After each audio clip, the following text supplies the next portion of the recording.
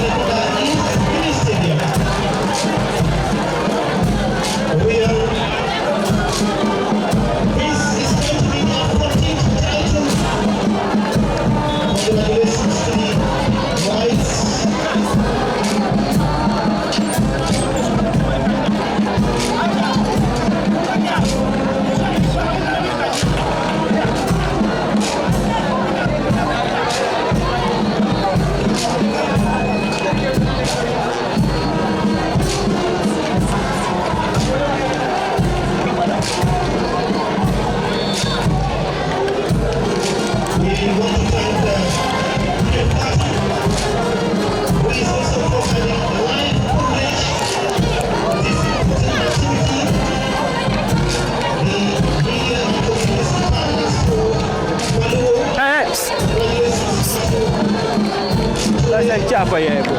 Pasti lo, sampai nak jodoh jam makan dulu.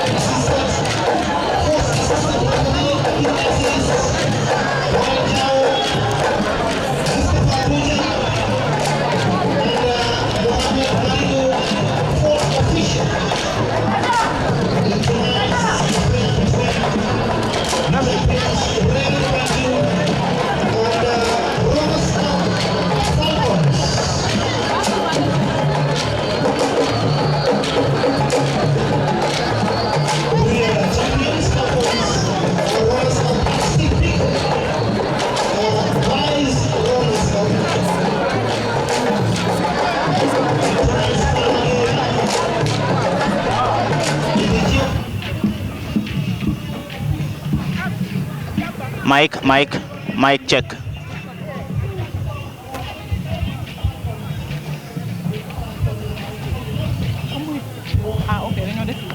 jarul update or whatsoever parce que of course def na ko yow yaa def man lépp ma am na nga fàtte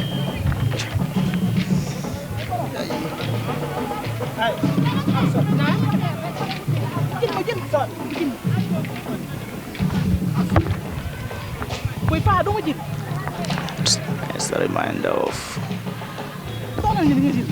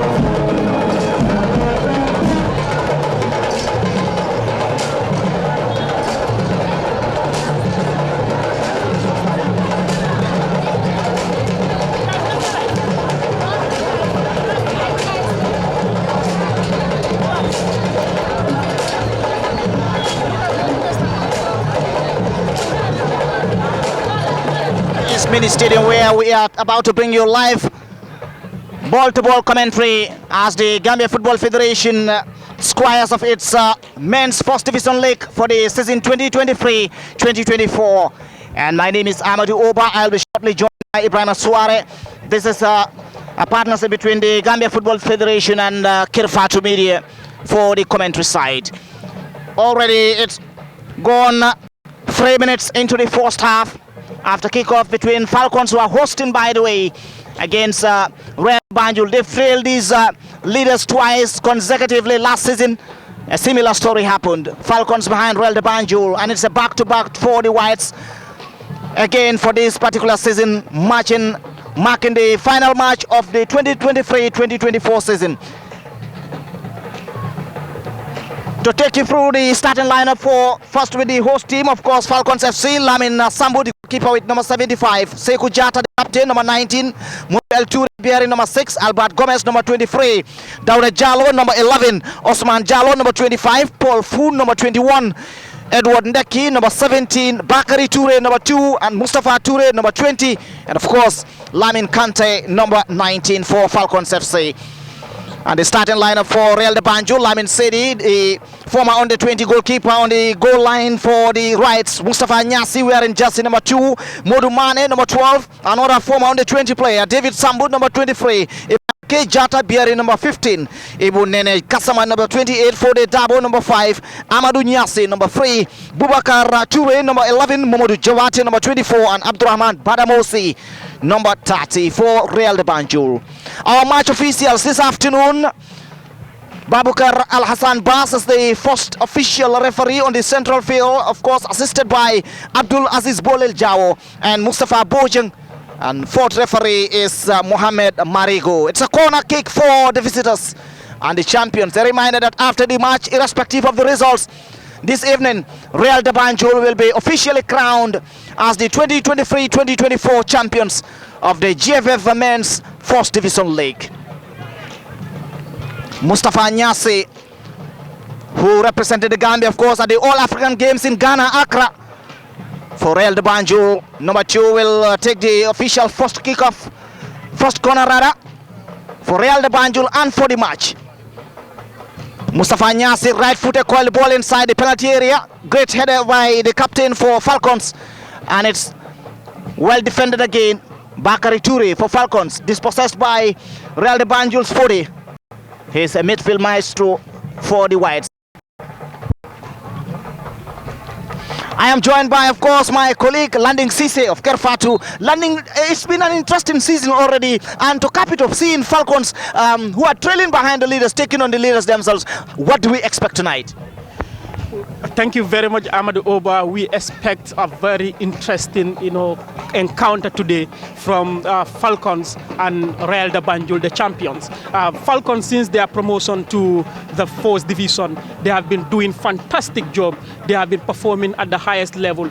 Last year, they nearly won the title, but they slipped off at the end of the season. But this year, Real de Banjul won the title at an very early stage. So this year, the encounter has been very, very interesting between the two teams. We have seen Fortune also, they fought hard, but unfortunately Real de Banjul and Falcons had to leave them behind, and then Real de Banjul today would be crowned eventual champions of the GFF. So I'm saying kudos to Falcons management for forming a formidable team in producing young talents that are not only representing Falcons but the national team, because we've seen Bakary representing Gambia at the All-African Games in Ghana. So this is a very good move by Falcons and the management. And for Real de Banjul, they have been dominant for the past 10 years. They have been dominating the 4th division. They have been producing talents upon talents, selling players, trading them to Europe, to clubs that are giving them, a professional career. So kudos to Real de Banjul, kudos to their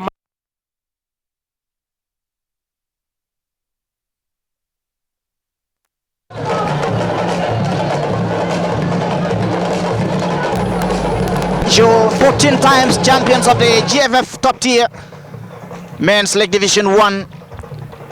What a milestone achievement. One of the most successful clubs in the Gambian, of course, history, or Gambian clubs. This is use of quite a significant opportunity here, winning a free kick,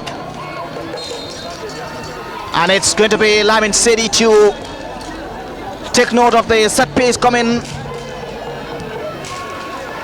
lower there and clear away for the Bamboo. Has been a very defense, and like Lamin said, of course, had put this to bed at an early stage compared to the last season when Falcons were sniffing clinching that trophy. Real de Banjul were resilient as well, defiant of all odds. It's another corner for Falcons, the second in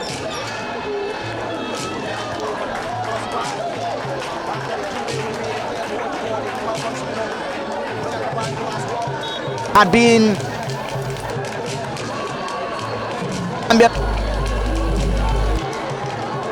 and it's going to be not say the White's been crowned, but as well it's going to be a very competitive one. Falcons would want to prove a point that they are indeed competitors. Real de Banjul will equally want to prove a point, finishing the league on a high. Modou Mane on the counter, and the ball goes over the line. It's a throw in for captaincy, taken by Jao.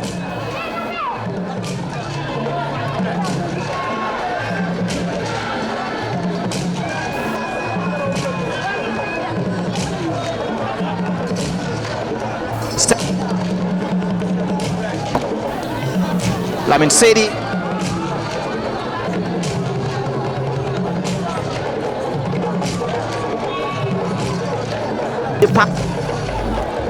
Years ago during the Wafu in Senegal, after winning that goal, but still here he is.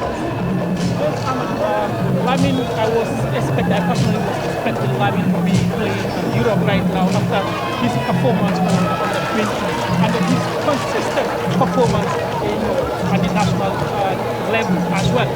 In the game of fourth division, Lamin has been in an excellent form for Real de Banjul and for the Gambia on the 20, and he has proven himself to be, the vote of passing to be between the two sticks to represent both his club and the national team. And a lot of people have been questioning why Lamin is not in Europe by this time. But sometimes, football is luck and football is connection. Maybe his time is still yet to come. But I'm sure Lamin, anywhere he goes, he will perform to the highest level because he is that type of player who has that big, team player mentality. And Lamin will never disappoint any team that he moves to. Lamin City, the former Gambia under-20 national team, who by the way won a silver, a bronze and a gold for the under-20. He was the second goalkeeper behind Ibrahim Ajaju in the 2019 WAFU held in Conakry prior to his start in 2020. A free kick to the champions.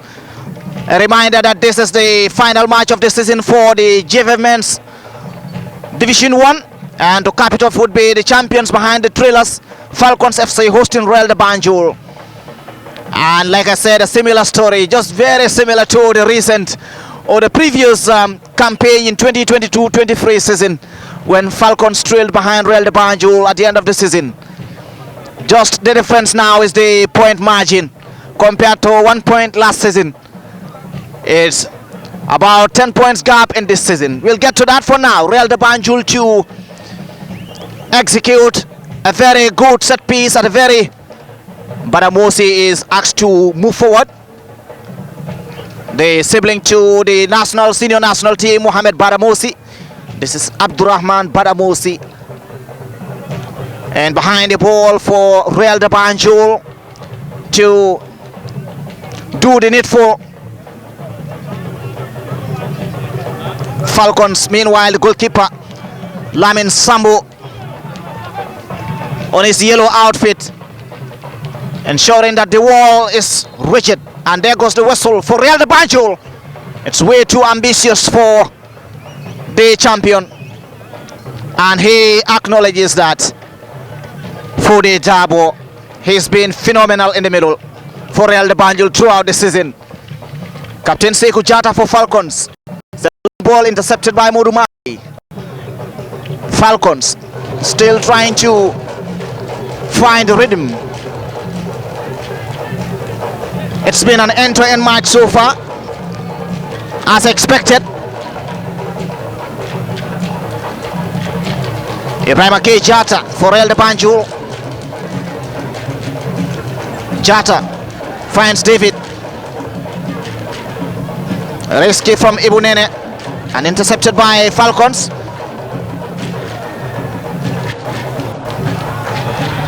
Wow, what a play from the Falcons right wing. Of course, Edward Ndeki, and you could hear from the crowd acknowledging that effort to win him a corner for Falcons, the second for the team, the third for the match. Falcons to deliver a corner into the box, and it's a goal kick to the advantage of Real. Ibrahim Jata, head coach for Real de Banjul, seemingly unhappy on the touchline with gestures of could it be frustrations after already winning or becoming a champion? How would the result or the outcome of this match? It's an opportunity for Falcons landing, and now they have a point to prove. Falcons with a chance, greatly cleared away by, of course, David Sambu again, and the rescue for the Whites, earning them a counter, but it's a a free kick for Falcons. Albert Gomez been brought down. Talking about, of course, Real de Banjul, the outcome, irrespective of the outcome, of how impactful would it be for Ibrahim Jata, the coach, and the management of Real, if Falcons were, let's say, to win this match, even despite them being already, known to be the champions of the season? play there shows that he has a winning mentality and that he does not want to lose this game. He always wants to win. And then winning mentality, when you have it, you never want to lose. No team ever wants to lose. Even Pep Guardiola, people might say that he might be somehow greedy, but it is not greed. It is about the mentality that you have.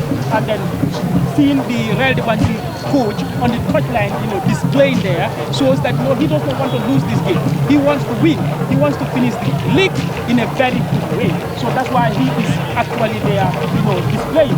Winning is very nice, especially if you are going to the day you're going to be crowned champion. You might have players don't want. So if you lose your final game, the day you'll be crowned champion, and you're going to have a mixed feeling, despite the fact that you are already a crowned champion. So Real de Banjul right now are showing that they don't want to lose this game. They want to start. They started the league fine, and they started it with a win. They want to end it with a win. So that's why the coach is there. He's so happy with the decision of his players there that nearly led to a goal for Falcon FC. So it's all about the mentality that you put in your players and the mentality that you have as a coach. The mentality that you put on to the players and the mentality that you have as a coach. Landing CC is my match analyst for this encounter. A reminder that you're watching us from the Kirfatu Media, and of course we are also live on GFF Facebook page. Thanks and kudos to Kirfatu management and CEO Fatu Toure for ensuring that this match capping of the season is watched live across the globe. Wherever you are watching us from, this is Kirfatu Live and GFF Facebook. And of course, special regards to our sponsors, Baluo. A reminder that this is the GFF Baluo official Men's League Division 1. Was proudly sponsored by Baluo, and it ends tonight between Falcons, who are trailing behind Real de Banjul.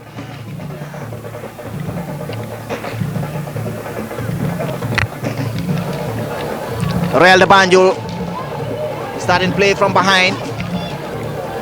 David for the Whites finds Mudumane on the left. Mudumane loses concentration but manages to still get control of the ball, and you could see a hand from the Real de Banjul player David with an attempt to cross.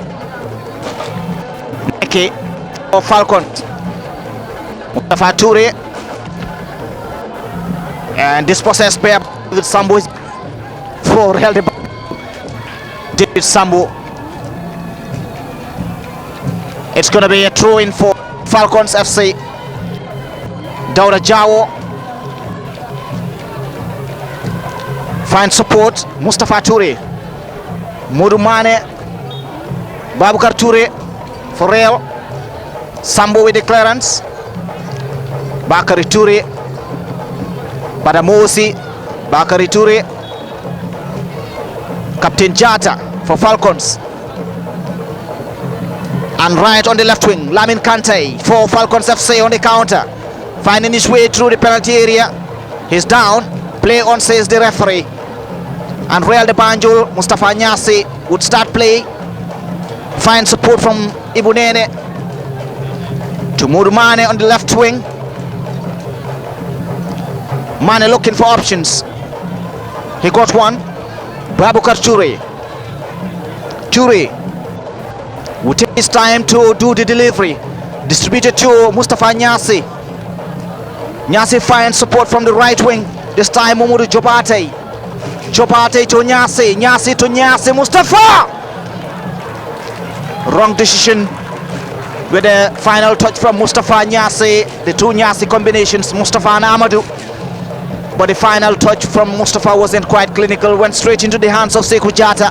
Lamin Samburada.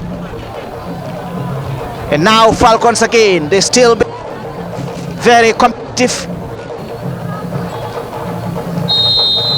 An offside penalized against Babukar Toure.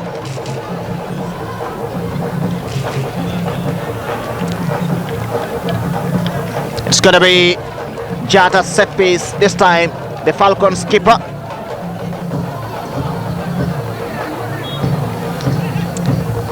A reminder that both teams played 29 matches so far. This is the final match of the season. Real de Banjul already securing the top spot with 65 points. And this is an opportunity for Real, but Sambu comes to the rescue. Falcons would not want to compromise this rhythm.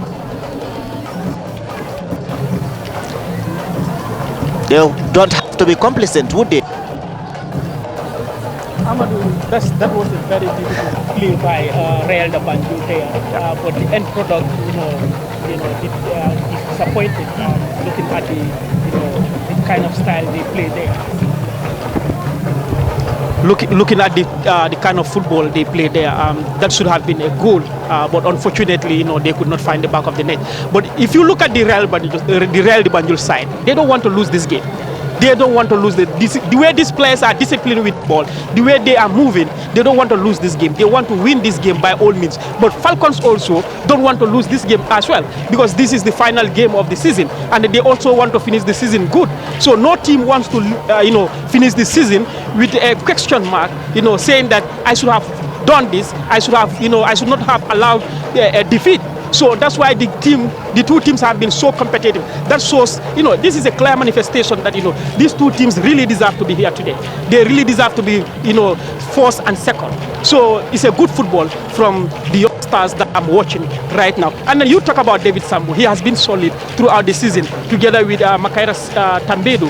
Their partnership is one of the best in the GFF Fourth Division. And then kudos to the Real de Banjul technical team.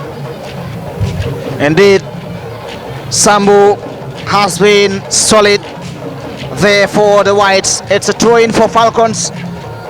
Dauda Jawo takes the responsibility. Quite a combative encounter between the Blues and the Whites. Lamin Sedi. Special regards to all of us. Of course, it's been a fantastic season. Proudly sponsored by Baluo. And special thanks to Kirfatu for bringing this encounter live at the Serekunda East Mini Stadium. A reminder that irrespective of the results tonight, Real de Banjul would be given a guard of honor and crowned the champions of the GFF Men's League Division 1 Baluo official sponsored the season 2023-2024. It's another free kick for Real de Banjul. Bakari Toure, the culprit. He's known to be a very rigid midfield player. Also been very instrumental at the All-African Games, irrespective of or despite their result or outcome. And he's still going to be called upon as the under-20s screening and trials gets underway at the late Osman Sahau football field. Bakari Toure is definitely a player to watch. A free kick now for Real de Banjul, quickly taken. Mustafa Nyasi plays his goalkeeper Lamin Sedi to Sambu. Sambu back to his counterpart.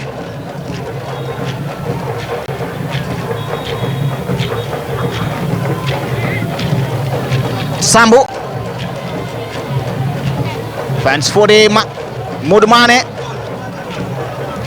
Mudumane calling on Toure to give the ball. Finally Toure does. At the middle, cleared by Bakari again. Falcons now. Mustafa Toure. But Mustafa Nyasi gets it. Amadou Nyasi unable to hold on to that for long. Albert Gomez for Falcons. Finds support from the left wing again. Lamin Kante has been super busy from that left wing. But the final touch across comes in for Falcons. And Bakari Toure misses the second step. That could have been another opportunity for the blue shirts. They are hungry. Real de Banjul is resilient. Falcons are determined. Another cross into the penalty area. And Lamin Sedi and Mustafa Nyasi unable to come to the rescue. It's another corner for Falcons. The fourth in the match. The third for the Blues. Amadou, what a move by Bakari Toure there. That should have been good. But as usual, David Sambu undeniable is there to intercept that goal, to deny Falcons goal, lead Real de Banjul. And Falcons, have been very good. The two wingers, that is Gomez and Ndeke, have been, so instrumental for their attacking side. That's a corner, Amadou. A corner into the box.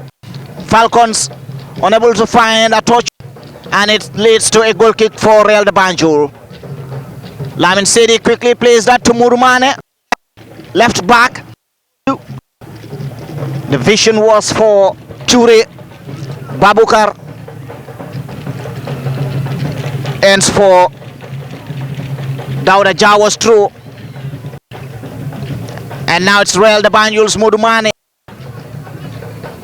to deliver the throw for the champions.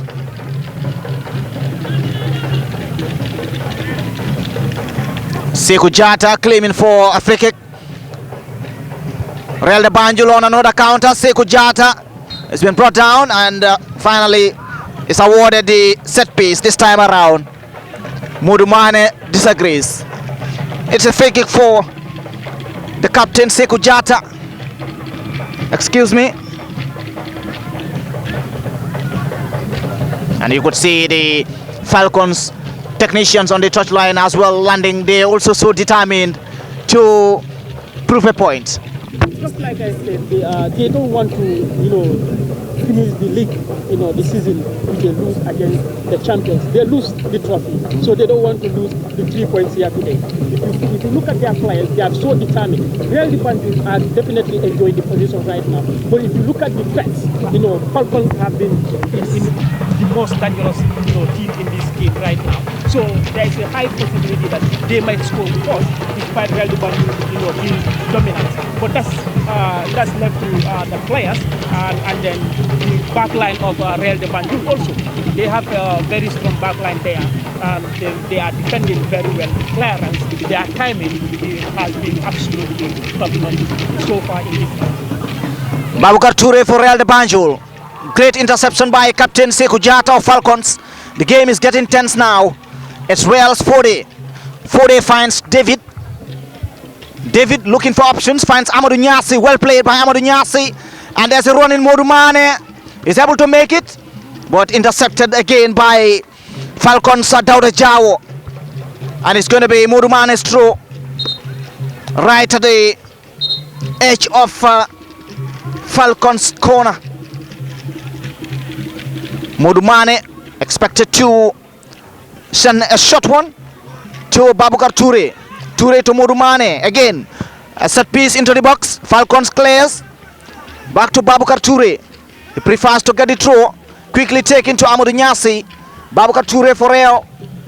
Real still in the position of most of the balls, but like Landing said, the threats is from the Blues. The most threats. Clearance from Lamin Kante to support the defense line for Falcons.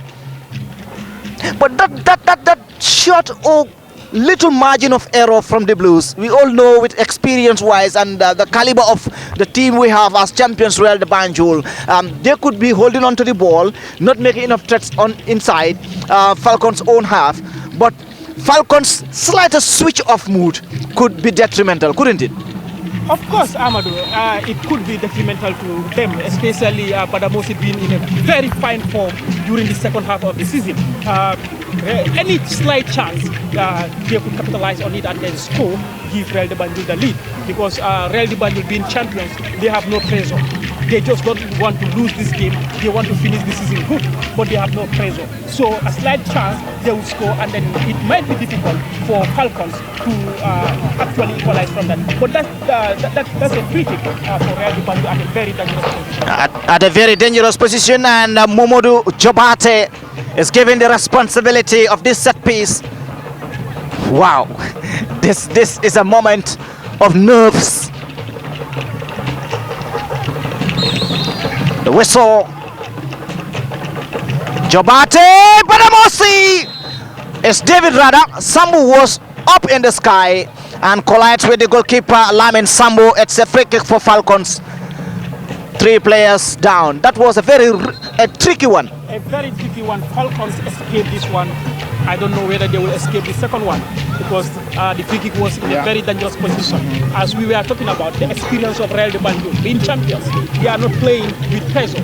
Right now they are playing to finish the season good, and that was a very, very, very tricky, delivery from Real de Banjul. And then the most Mr. Reliable, I call him David Sambu, challenged the goalkeeper in the air, but unfortunately it was a free kick against him, and the goalkeeper is currently down. But as we were talking about, Real de Banjul dominating the position, but the most threat is coming from the Blues, that's Falcon. So the game could end anyhow, but right now Falcons have always have been the best side so far when it comes to creating goal scoring chances. And then Real de Banjul also are playing very well, especially Babukar Toure.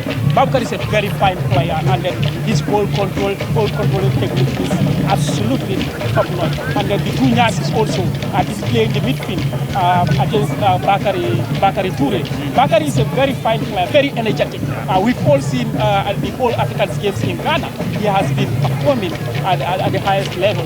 And then here again, his movements have been top notch. Bakari, by the way, has been so energetic with the runs for Falcons in the middle, and he is someone that Falcons would rely to be injury-free throughout the game, but as well to be careful of the cautionary cards.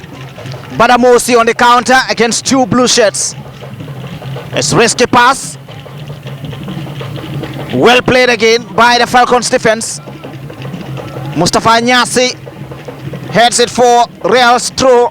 Falcons throw rather Bakari Toure. Bakari Toure now in the middle for Falcons. Toure looking for options, finds one. Jawo gets another support from Mustafa Toure to Jawo. Eventually gets a throw inside their own opponent's half. A throw in for Falcons.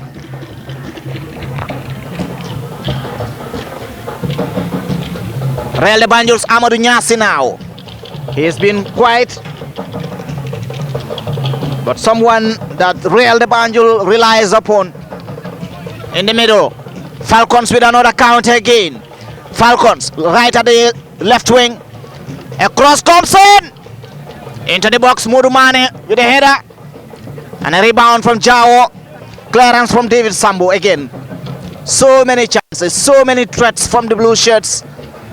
Real de Banjul are playing for something, but the pressure is on board at this moment. Jawo, a throw in for Falcons. Bakari Toure now comes to give support to the right wing. Clearance into the box, and the flag is up. An offside penalized against Falcons. They will go into the break with their heads held high. Falcons after trailing behind Real de Banjul, and right now currently it's 13 points the difference, and a win for them would bring the margin to 10 points. A win for Real de Banjul, well, irrespective of the result, Real would be crowned champions. But that final moment of getting your head on the high at the end of the season counts, Landing. Yes, Amadou. Right now, Falcons are showing to Real de Banjul that this is why we have been challenging you. Yes. This is why we don't give up. Yes. This is why we are here today. And they are showing Real de Banjul the resilience that they have been putting throughout the season. And then currently, they are playing fantastic football, especially from their midfield and the wingers as well. Defense line has been solid. The captain, Jada, has been solid, and then Bakari has been solid in the middle, and then we have Ndeki. Ndeki is very skillful, very skillful and fast. Just like the Real de Banjul number 11, that's Babukar Toure. They have been fantastic for their team so far. But credit should be given to Falcons for putting in a show right now. Absolutely. It reminds me of that's a free kick for Falcons, and the first booking caution to Real de Banjul goes to, of course, Mamadou Jobate. He's been frustrated with the series of counters they've had so far. He gets a yellow card, Mamadou Jobate. Like I said, it reminds me of course, Berewuleng Red Scorpions FF Cup final, and That has been another, moment of competitiveness we've seen during that league match, FF Cup match rather. Falcons with another counter. The counters are becoming uncountable for the Blues. A cross comes in, and nobody, as Lamin Kante rushes to at least get what is left of that ball, and even with that, a second chance was not available. This is what we have been talking about, Amadou. Look at that cross from the Real de Banjul, from the Falcons winger there. That was a fantastic, cross from it. But there was no one in the box to finish the beautiful play built up by the Falcons defense. And then that nearly put them ahead against Real de Banjul right now to reduce the deficit from 13 points to 10 points. But unfortunately, it couldn't go in because there was no one in the box. Modumane! And it's been cleared by Falcons again. This is an end-to-end match between the Blues and the Whites. Bakary Touré dispossessed by Babukar Touré. The Touré brothers, by the way, collides, and eventually Real de Banjul's Touré wins a free kick. Yeah, Real de Banjul, Touré. I don't know whether this Touré Fundakas, when they are coming here, they bet. There seems to be something. Exactly. It's like they are competing against, It's a war in the middle. Exactly. A war from Babukar Touré and Bakary Touré. They are really putting up a show here at the Serekunda East Mini Stadium. And that's a free kick, Amadou. Again, at a very dangerous position for Real de Banjul, the champions. Are they going to increase the deficit to 16 points? Or the game will the points deficit will remain at 13 points. But right now, the free kick is at a very dangerous position, and this could be a goal. And look at that image, 4 Real de Banjul players surrounding the ball.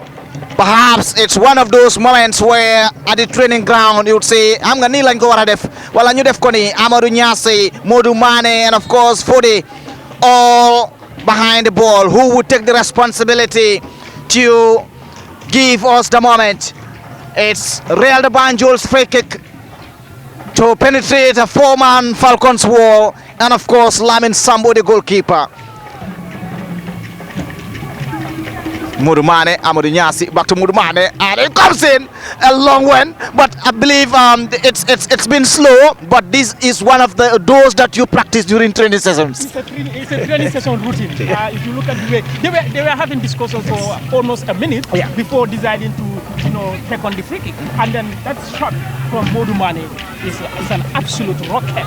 It is just misses the target, but that is one of those drills you do at the training session. Touré has been phenomenal. He's been brought down again. The Touré brothers, absolutely. Boubacar. They are really putting on a show here. And then Boubacar is a very skillful player. Look at, he's really discovering the Wali that the Falcons team.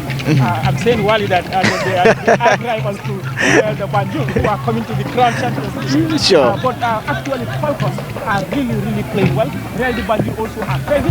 Like I said, Real de Banjul don't want to lose this game. If you look at the way these players are, dealing with the ball, they don't want to finish the season. Okay, we are big Crown champions today, so we don't want to lose this game, or we will lose. We don't want to go and end the season, with mixed feelings. Because if you lose the game, you are going with mixed feelings despite being Crown champions. They want to celebrate. They want to do double celebration.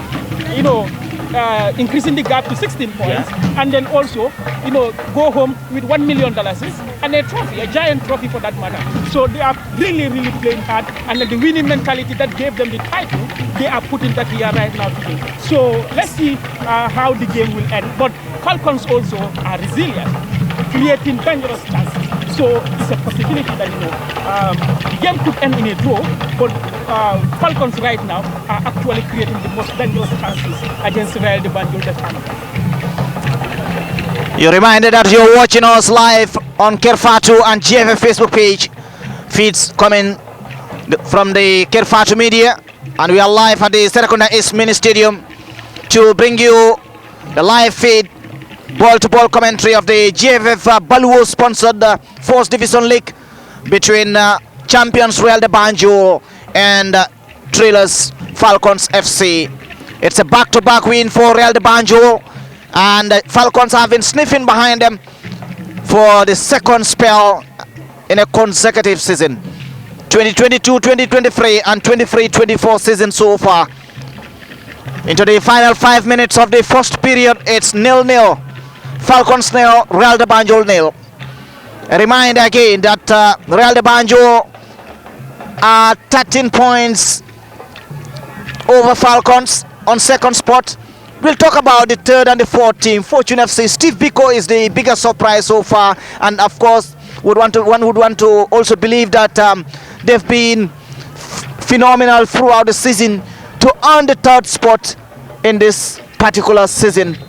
Steve Biko, looking at where they came from, and of course with the successes they've had, Yankuba Minte, the highest paid Gambian player of recent, Adama Bojang, one of the first Gambian player ever to have his jersey at the FIFA Museum. So many stories to talk about this season. Steve Biko is a team to be reckoned with. They have been, a phenomenal team for the Gambia. They have been phenomenal team in the GFL Coast Division. And then right now, they have one of the hottest properties in the country. Absolutely. In the name of Lamin Silla. Lamin Silla has been on fire this season, throughout this season. And then right now, teams are talking about him. They are calling on him to go. So Steve Biko, their performance is not surprising to me, because the first day I watched Lamin Silla, I was like, wow. So we have another Adama Bojang in this team, and we have another young Kurabinde in this team. London talking about set pieces and Real's chances and Falcons needing to defend. It's Falcons' opportunity. Too ambitious. It went over the bar to Baluo. Baluo has taken that one. Absolutely. Yes. You were talking about Steve Biko's success.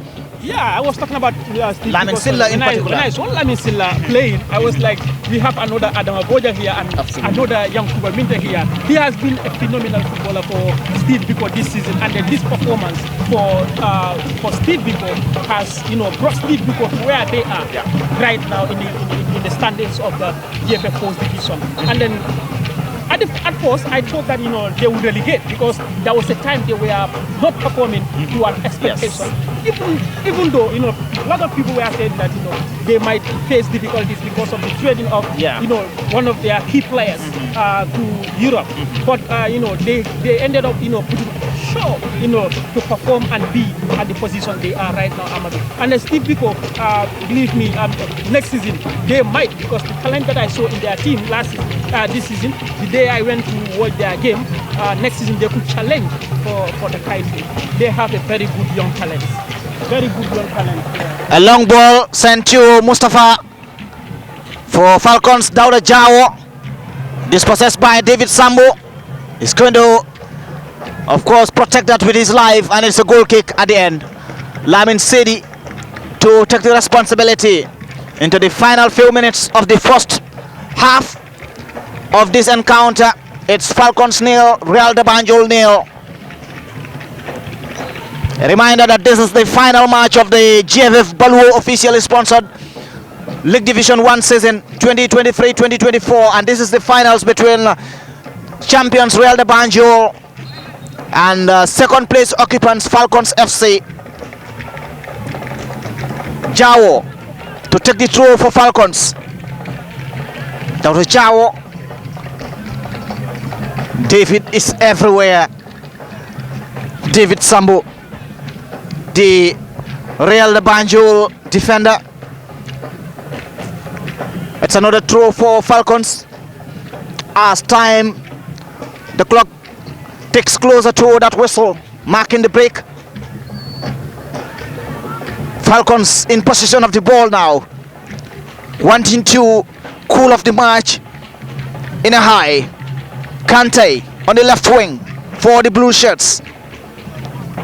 Kante to no man's land, but Amadou Nyase, Real de Banjul, finds Toure Babukar. Babukar Toure for Real de Banjul, back to Amadou Nyase. He's been the engine in the middle. Nyase. This is Mustafa Nyase. Mustafa finds Ibu Nene. Back to Mustafa for Real de Banjul. To Ibu Nene. Momodu Jobate. Jobate dispossessed by Falcons, Edward Ndeki. Falcons on the counter now. Paul Foon. Paul Foon against Ibrahim K. Jata. Falcons still resilient, going up forward, and finally it's a throw into Falcons. Falcons planning has been, a fantastic plan. He has given, He's been the source of their threats. exactly. And he's given headache to the Real de Banjul right back there. Mustafa. Mustafa Nyasi. Mustafa has been so energetic. Otherwise, he would have. A long ball comes in, and Lamin Sedi to the rescue. Who quickly sends a long ball, finds Badamosi. Badamosi to Amadou Nyasi. Play on, advantage for Real. And it's a free kick. Eventually, you could hear the crowd talk about the ambience, talk about the presence of people in this mini stadium at the Serekunda East, talk about the atmosphere landing. Yeah, the atmosphere has been amazing from the Real de Banjul fans and from fans. From both sides, you can see the energy from the fans shouting their, cheering up their teams. And then their players also don't disappoint because they are given back to the fans to entertain them. So this is a very amazing environment right now at the Serekunda East mini stadium because the two teams are playing beautiful football, not that bimba, but tiki-taka football, playing possession football. And then the wingers, oh my goodness, that's a very dangerous cross, Amadou. Falcons with the clearance again. Bakari Toure for Falcons. The intention was to, of course, have it in an easy way for Paul Foon, but muscles are training down. It's that moment where players start looking onto their watches or the main clock in the field, and central referee meanwhile is looking onto his watch, talking about time to bring us to the end of the first period of this encounter. It's been an entertaining first half so far. Real de Banjul still in position now. Finds Fode to BC Ibunene. He's been brought down again. It's a free kick for Ibunene. Real de Banjul, Modu Mane. Mane looking for Badamosi. Falcons clears it away. Albert Gomez. Jawo. Don't take a risk. Lamin to Jawo. Jawo for Falcons. Wins a throw. And there goes the whistle marking the end of the first period of this encounter, Lamin. It's been an intriguing and entertaining first half, first 45 minutes. Amadou, if you have never watched the first division game this season, and then today is your first day, you can confess that you have been entertained by these teams, and then you will know that this is the reason. Falcons was definitely putting Real de Banjul into a very dangerous stage of the table, and then their performance here shows everything. It's a clear manifestation that Falcons, they are resilient, and they are good team, they are youngsters, and their technical team have been doing extremely well. Real de Banjul also, in the other hand, they have been fantastic. You won the league already, but you look at their play. I was thinking that we're going to watch a boring game because Real de Banjul, already crowned champion. Falcons knows that even if they beat Real de Banjul 100 goals to nil, they would not, close the gap because the goals don't close the gap. It is the points that close the gap. So today, both teams are putting in a show to entertain not only, Gambian football lovers, but those watching online, Kerfatu and the JFF, following the Gambian football. I know the scouts who are watching right now would say, oh, it's not only Yankuba Minde, it's not only Musa Baro, it's not only Adama. We have a lot of them here who are playing right now. And then we have seen the youngsters, the show they are putting right now. Very beautiful football. That's what we are witnessing here. Everyone is entertained. And then, Ahmad, before we go, we have to talk about Baluo as well, because they have been a proud sponsors of the GFF for the past 2 seasons. And it's because of them, the GFF, the winner, will go home today with $1 million. And then we are also calling on other investors to come and join hands with Baluo to sponsor the GFF so that our league winners can compete in the CAF Confederation Cup and the CAF Champions League, because football is money. If you don't have money, you cannot compete in these competitions. And then we need more sponsors for the GFF First Division to come and sponsor the teams so that our teams also can have the required resources to compete in the Champions League and the CAF Confederation Cup. And Baluo, they have been doing amazingly well. $25,000 sponsoring the league is an amazing feat for any league. Thank you. And of course, like you said, I mean, it's when the news came that Baluo was going to officially sponsor the league, everyone was excited, and Baluo never backed down. They've always given the people the reason to leave. For me, that's how I see Baluo. Give people a reason to leave. Nga Balu.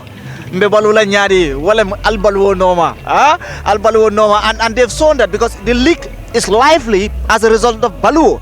Baluo brings life into our league, into our first division league, and that tells a lot about what we do. It tells a lot about what is expected of us as far as this league is concerned. And it's not just a one season or a one moment thing. It's been here, like you said. The prize, if you look at the prize money initially from 500,000, 750,000, now going to $1 million. $1 million thanks to Baluo. So we're looking forward to more sponsorships. We're looking forward to more collaborations. But the most important thing now that has happened now and still continues to happen is the fact that Baluo has been a giant image as far as the GFF Men's League Division 1 is concerned, giving life to our league. Amadou, it's not only even about the 1 million, but out of the sponsorship that they are given to the GFF Force Division, each team that competed in the GFF Division would receive $50,000 exactly throughout the season. And this is huge, and this is amazing, because if you look at the transportation of teams, we have teams that are living in Jara, and then we have teams that are living in Brikama, and then the transportation is not easy, and then preparation for football. Football is money. You have to invest in football, and then you have to invest in order to gain something in football. Even Chelsea, that people are talking about, they are investing, even though they are not winning trophies, but they are investing for the future, and then they will win trophies for that. So football is money. Baluo sponsorship to the GFF Force Division is actually a big plus to Gambian football, because the teams are competing. Who will get the $1 million is Amadou. And then this year, last year, when they first came in, Real de Banjul won. And this year, Real de Banjul won. So one can say Real de Banjul are currently, having $2 million in their account from the Baluo sponsorship GFF division. And then this is kudos. I don't know, maybe next season, the team that I personally support, exactly, we are going for a relegation playoff. So, but we will come out. We'll play the first division next season, Amadou. It's also important for our viewers to actually know the stance that Baluo took. At first, perhaps one would have thought, okay, could they do this alone? Can they actually do this? Can it be sustainable? What they've done, they've traveled way back, and so it's important for people to know the services that Baluo does. It's important for people to know that the services that Baluo does, so that we are able to at least get to understand their work, get to understand their services. Can you take us through, if you get to know some of the services that Baluo does? Because to most people perhaps who are watching, they might have seen the backdrop Baluo, but perhaps they might not know the details as to what does Baluo offer. What are some of the services that Baluo could offer? Thank you, Amadou. Baluo is offering an affordable service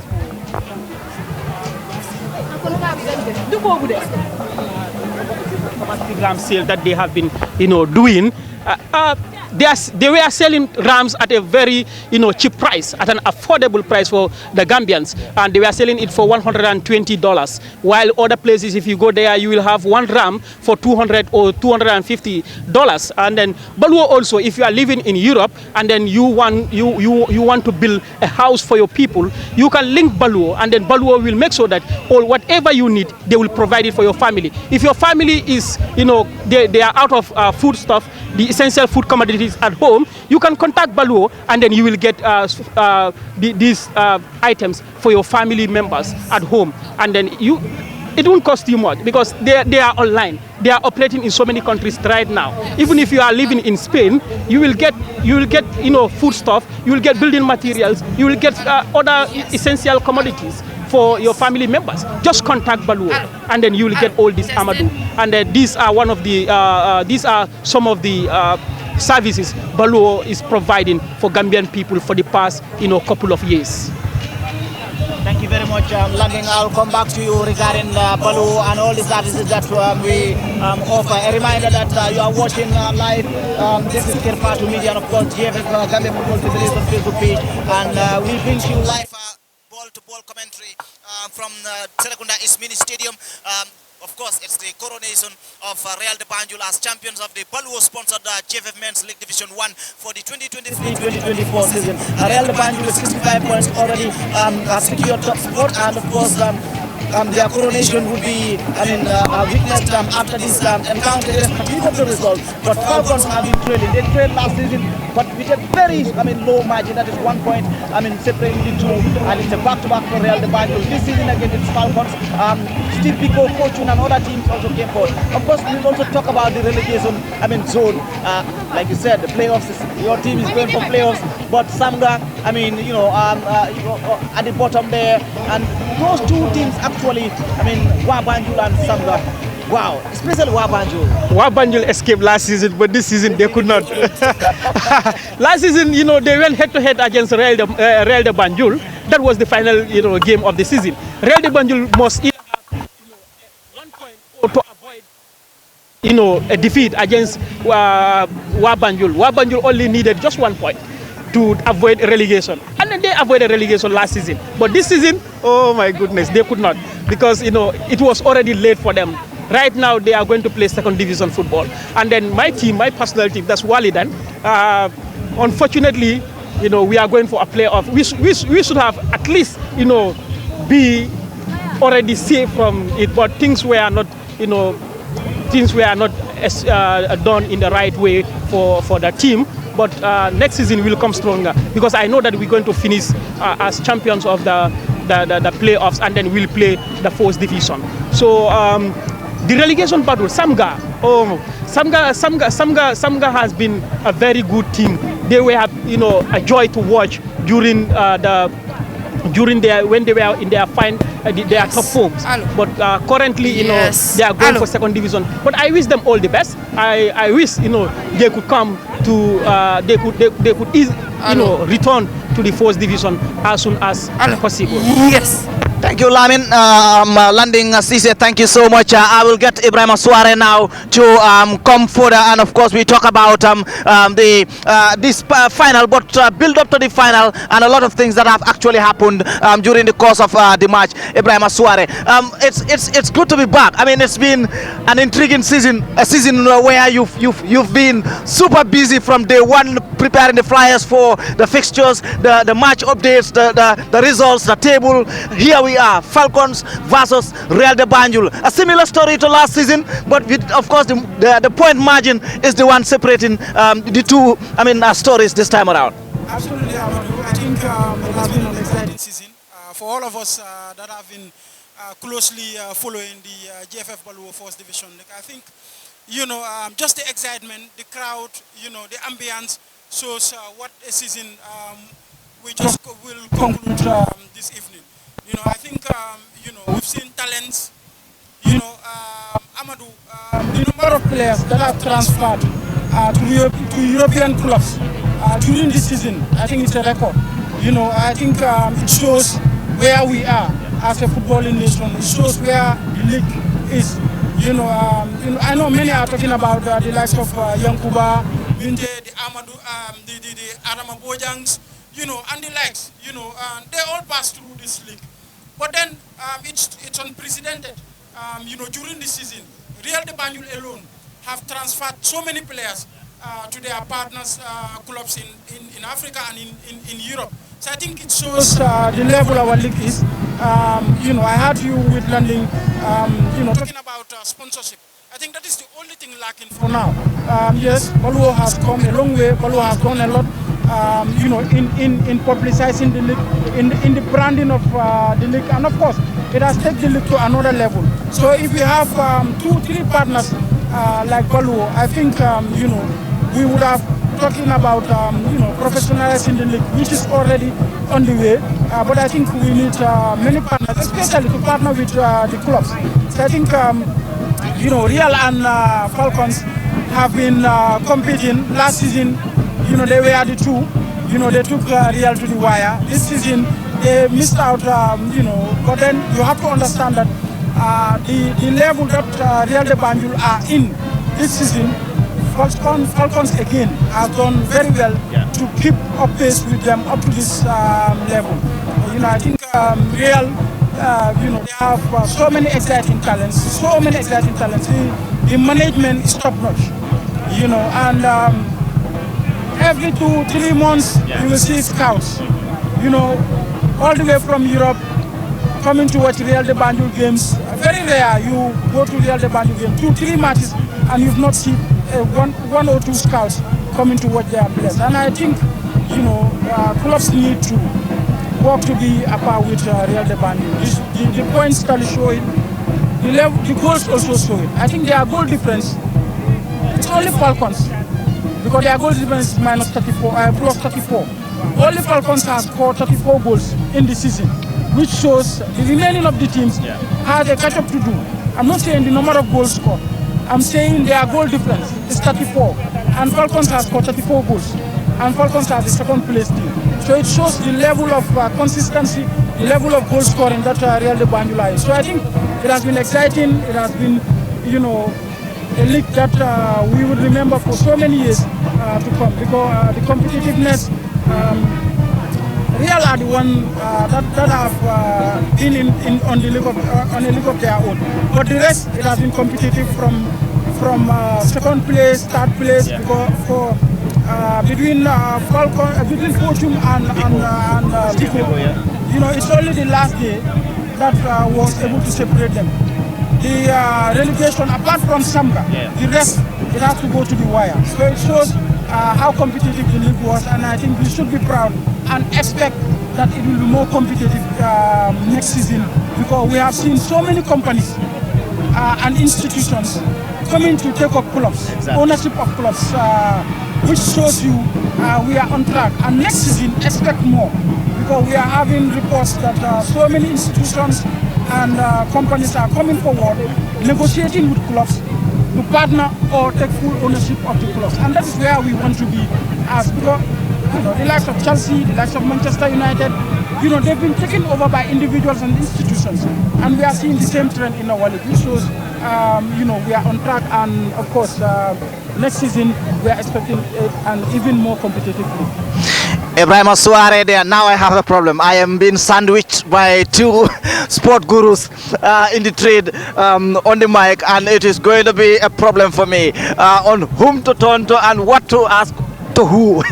A reminder that you're watching, kudos to Kerfatu, by the way, for ensuring that these feeds come to you live. It's been an exceptional evening, an exceptional night, and we hope that Baluo would extend the sponsorship to even, bring more live feeds, live commentaries by the time our Independence Stadium is ready as well. Our Independence Stadium matches are also brought live, where we could have similar things. But on a serious note, kudos to our the CEO of Kerfatu, of course, Fatou Toure and her entire management, and of course staff, for dedicating their time to ensure that these feeds are also being. Right now we are watched all over the world, and it tells you at the level that we are at the moment, thanks to Baluo, thanks to all the stakeholders and the companies and the people behind the league. A reminder that of course it's Real de Banjul who will be crowned champions irrespective of the result at the end of the night, but Falcons will have a point to prove.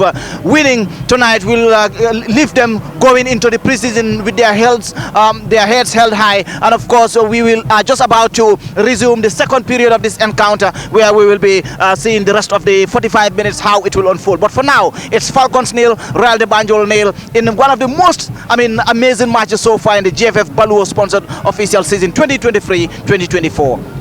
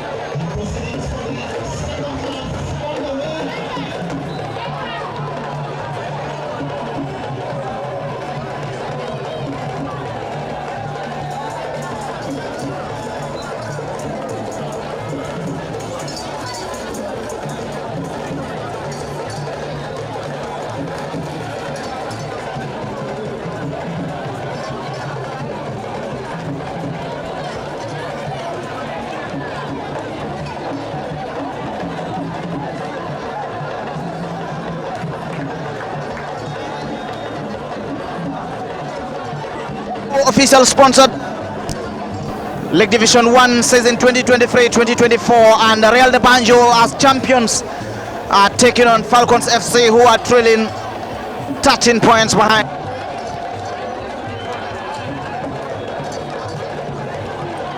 End of the second half, watching Kelfato live, and we are at the Senegonet Mini Stadium to bring you the live ball-to-ball commentary of this encounter, and as well the subsequent coronation to come forthwith after this final result. Falcons FC nil, Real de Banjo nil. The first 45 minutes, second 45 minutes on the way. And I am flanked by Landin Cisse of Kelfato on my right, and of course Ibrahim Assoumeh, GFF Communications Assistant on my left. To give me company is the ball-to-ball commentary. I am Amadou Oba, and welcome to the second period. It's Falcons nil, Real de Banjo nil. Mustafa Nyasi, throw for Real de Banjo. Coach Ibrahim Jata Mustafa spoken. The entire 14 minutes of the 15 available minutes in the first half or during the break. One of Falcons, what would have been said to these players, to these athletes during the course of the break. Whatever is being said, we will get to see the impact of it in the second half. Real de Banjo defending. Lamin Sedi to the rescue. It's a Falcons throw. The same story as the first. Threats from the Blues. Ball position for the Reds. The Whites. And you could see Lamin Jame warming up for.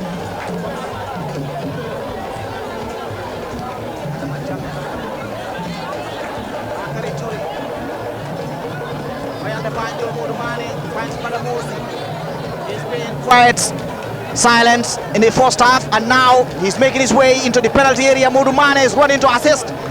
Well defended by captain for Falcon.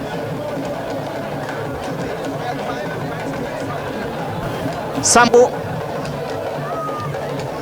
to Captain Jata. Back to Sambu. It's becoming a volley now. Jata defense.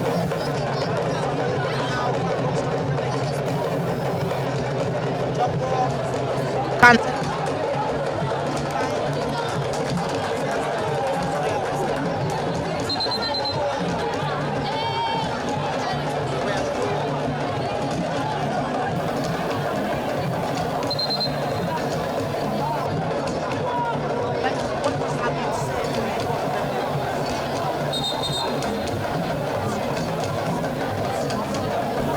put into their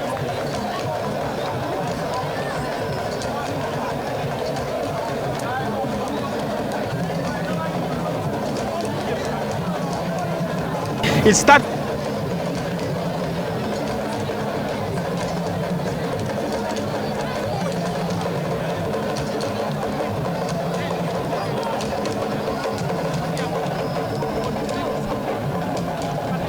Falcon, their coach must have tell his players that okay, yes, we can overcome Real de Banjul, but we must also to actually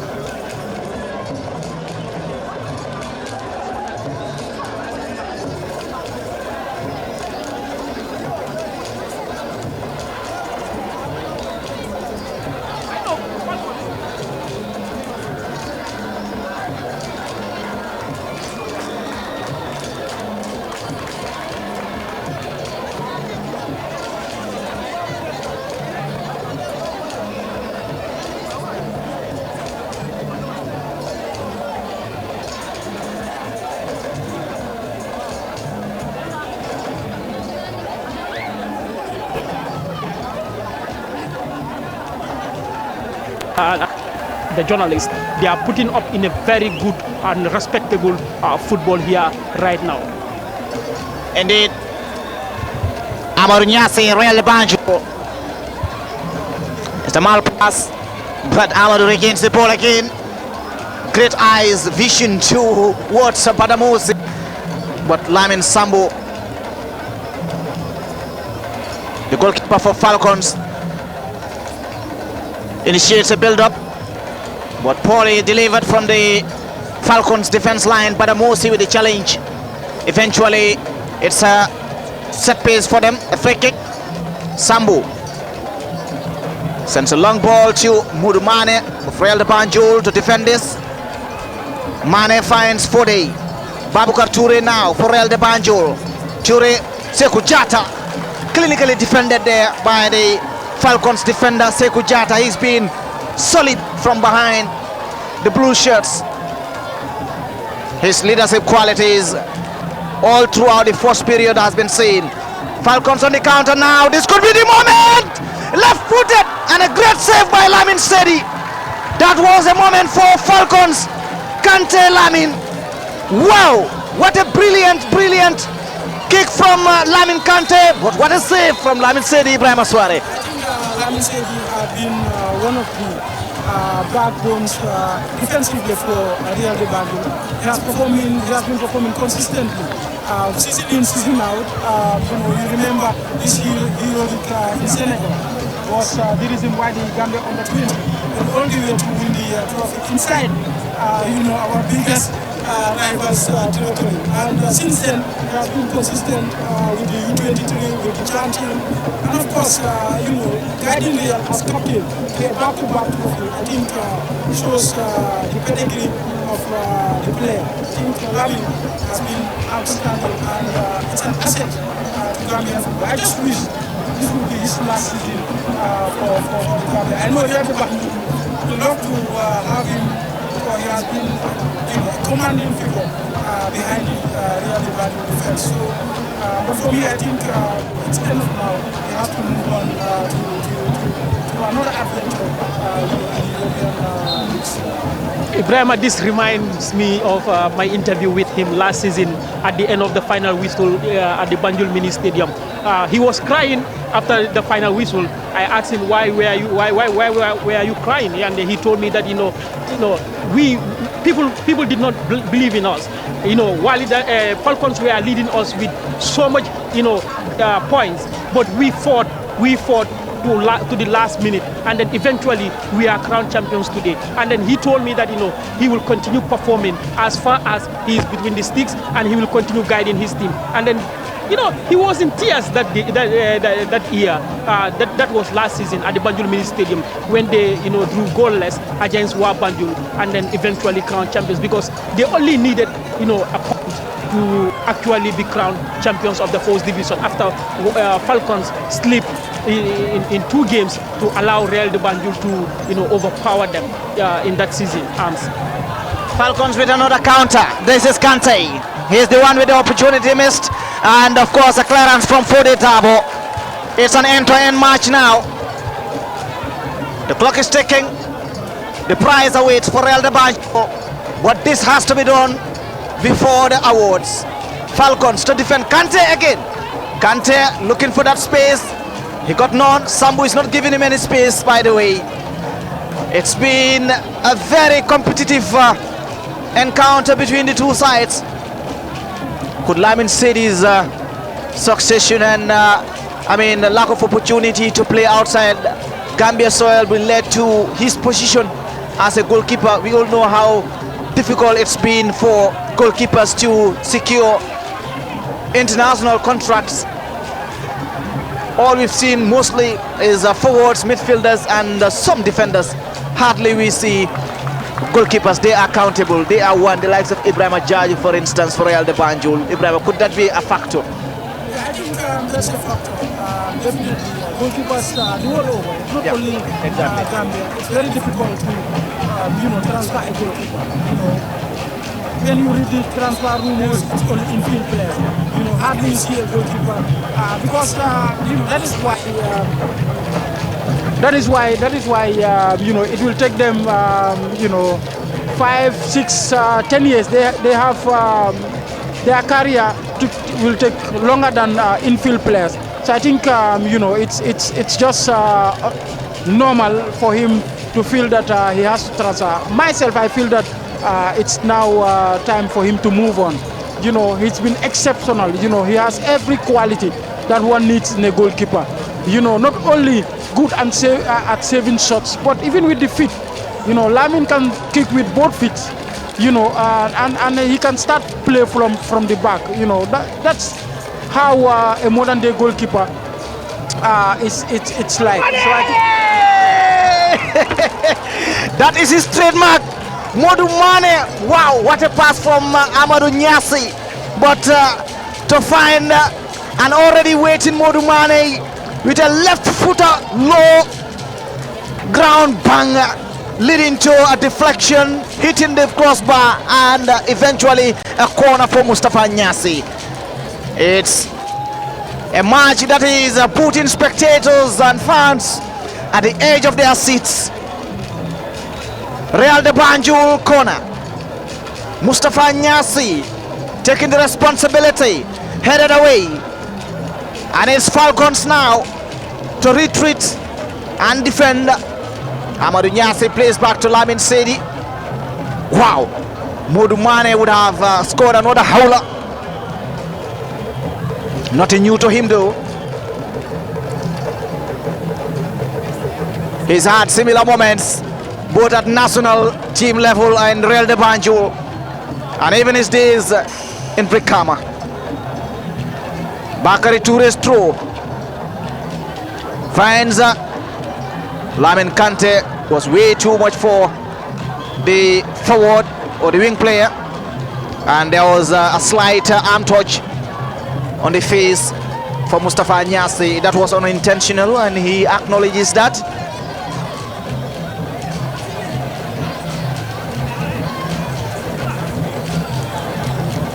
And Lamin Sedi still talking to his defender Ibrahima Kejata, and as well to ensure that Mustafa is okay. That's the handshake from Lamin Kante and Mustafa Nyasi, symbolizing all good. It's 0-0 here at the Serekunda East Mini Stadium. Paul Steven, thanks for watching. Special kudos to Kirfatu for bringing us this live feed right at the heart of Serekunda East Mini Stadium. It's Real de Banjul champ, sponsored the Male Division 1. It's an opportunity for Badamosi, and great save from Lamin Sambu. He marched so big for Badamosi to find the ball into the net. Mustafa Nyasi for Real de Banjul. So many questions, and it's in. Finally, Real de Banjul have answered the questions. It was not a matter of how, but a matter of when. And now has been the time for Real de Banjul to score the opener. Falcons switch off in a moment at the defense line. Mustafa Nyasi with a cross. I'm not sure if it is Badamosi with the final touch, but he for sure is one of those celebrating that moment, that goal. The champions are leading by a goal to nil at the Serekunda East Mini Stadium. Amadou, I told you earlier on Real de Banjul, the way they started this game, they are not settling for a draw. They don't want to, celebrate the title with a mixed feeling. That, yes, we are champions, but we lose the Falcons.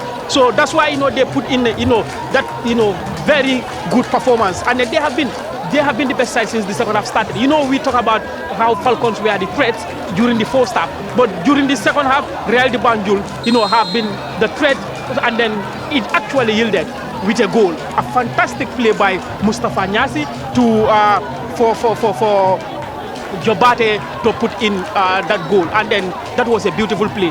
Moment after Badamosi missed that glorious chance. But kudos to the Falcons goalkeeper Sambu for coming out early. His timing was actually apt to deny Badamosi, but he couldn't deny the Real de Banjul other players. And now Falcons will bring on Adama Jame as reinforcement to quickly find a leveler to bring the match to parity before it gets worse. It's Falcons nil, Real de Banjul 1. Jobate, Badamosi, and of course great set piece from Mustafa Nyasi. That has been his strength so far. You've asked, he did have the stamina to play a full-back. With the energy he had, Bakary Touré has been brought down and wins a free kick. For the man disagrees. but eventually it's a free kick for Falcons. They trail by a goal to nil in just about 15 minutes. Quarter of the hour mark played in the second half. That is 1 hour exactly played. Falcons are trailing. Modi Jobate, the goal scorer, has been confirmed. What an assist from Mustafa Nyasi. What a cross. I did warn earlier in the first half that yes, Falcons might have the majority of share of the threats and Real Banjul keeping it cool, holding the ball, possession. But Falcons really need to be careful not to switch off for a moment, because that could be deadly. And Mustafa Nyasi, of course, showed what we meant with that cross and finally finding Morwadi Jobate to score. Falcons are not going to relent, neither subdue. This is the substitute with the header! The equalizing goal for Bakary Toure! Bakary Toure! Wow! What a header! But what an assist from the number 6 of Falcons! He just came in about a minute and of course finds in that cross to find Bakary Toure. Bakary Toure brings the match to parity. He's been phenomenal in the middle, but that's not enough. He comes forward and brings the game to level. Falcons 1, Real 1. It's game on. Amadou, we have been talking about Bakary, how Bakary has been, phenomenal in this game. And what a header. Oh my goodness, this reminds me of Didier Drogba. Oh my goodness. Bakary is a joy to watch. Bakary Toure is a joy to watch. I wish you people out there, you see this goal. Are you not entertained, Ibrahima? Amadou, are you not entertained?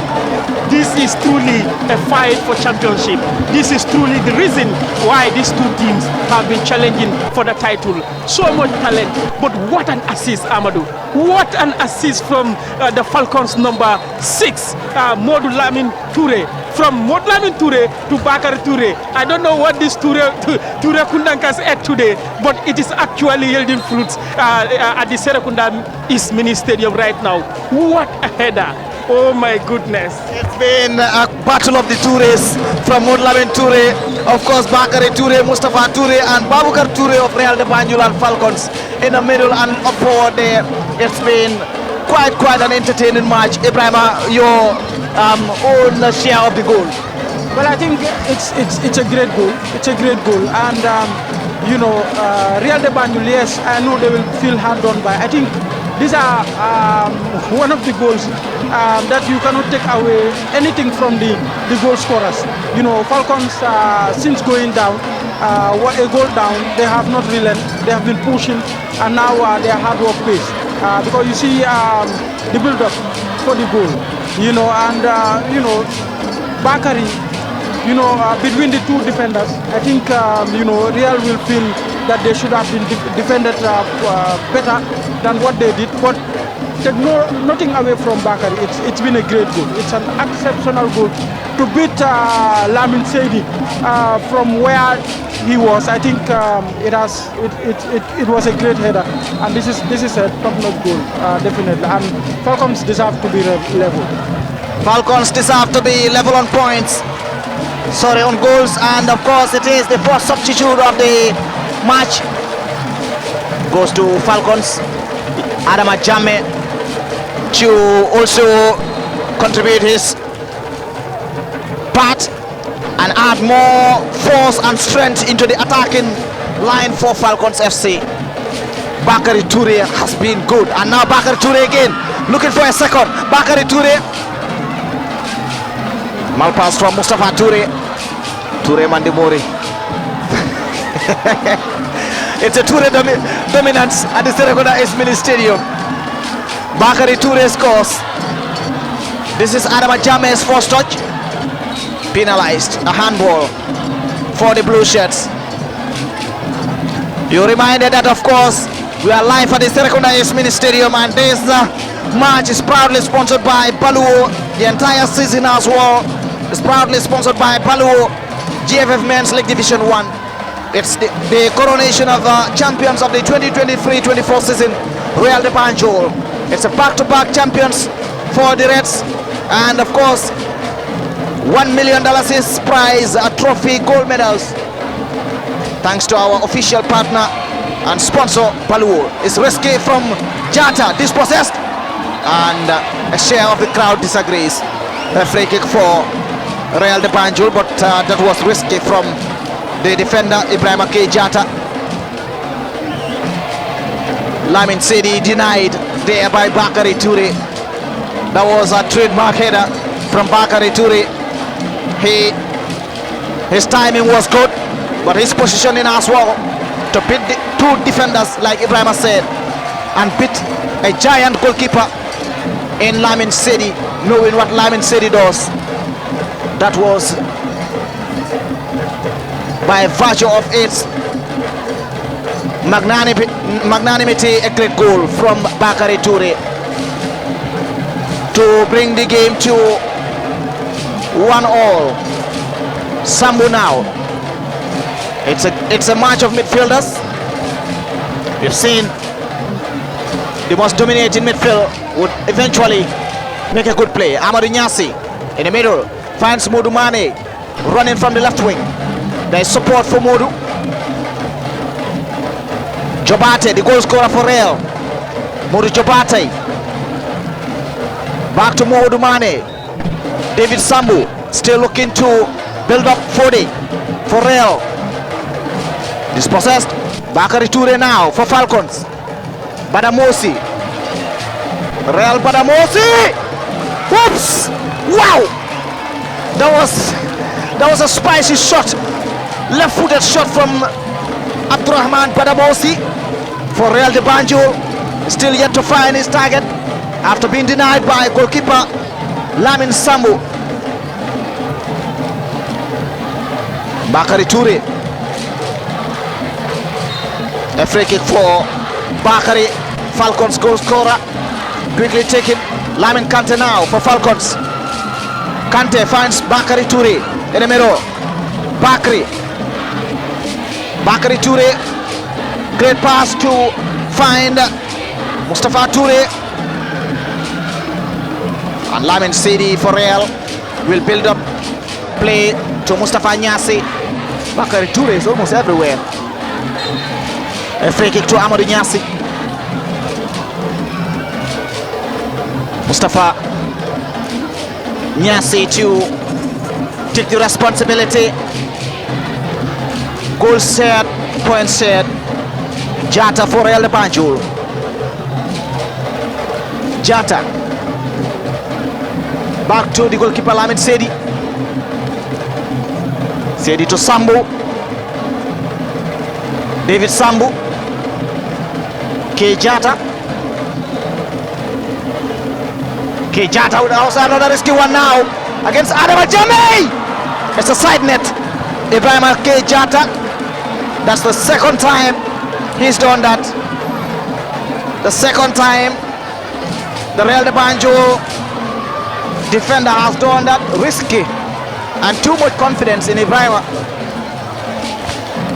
And Adam Ajame's shot went on the side net for Falcons.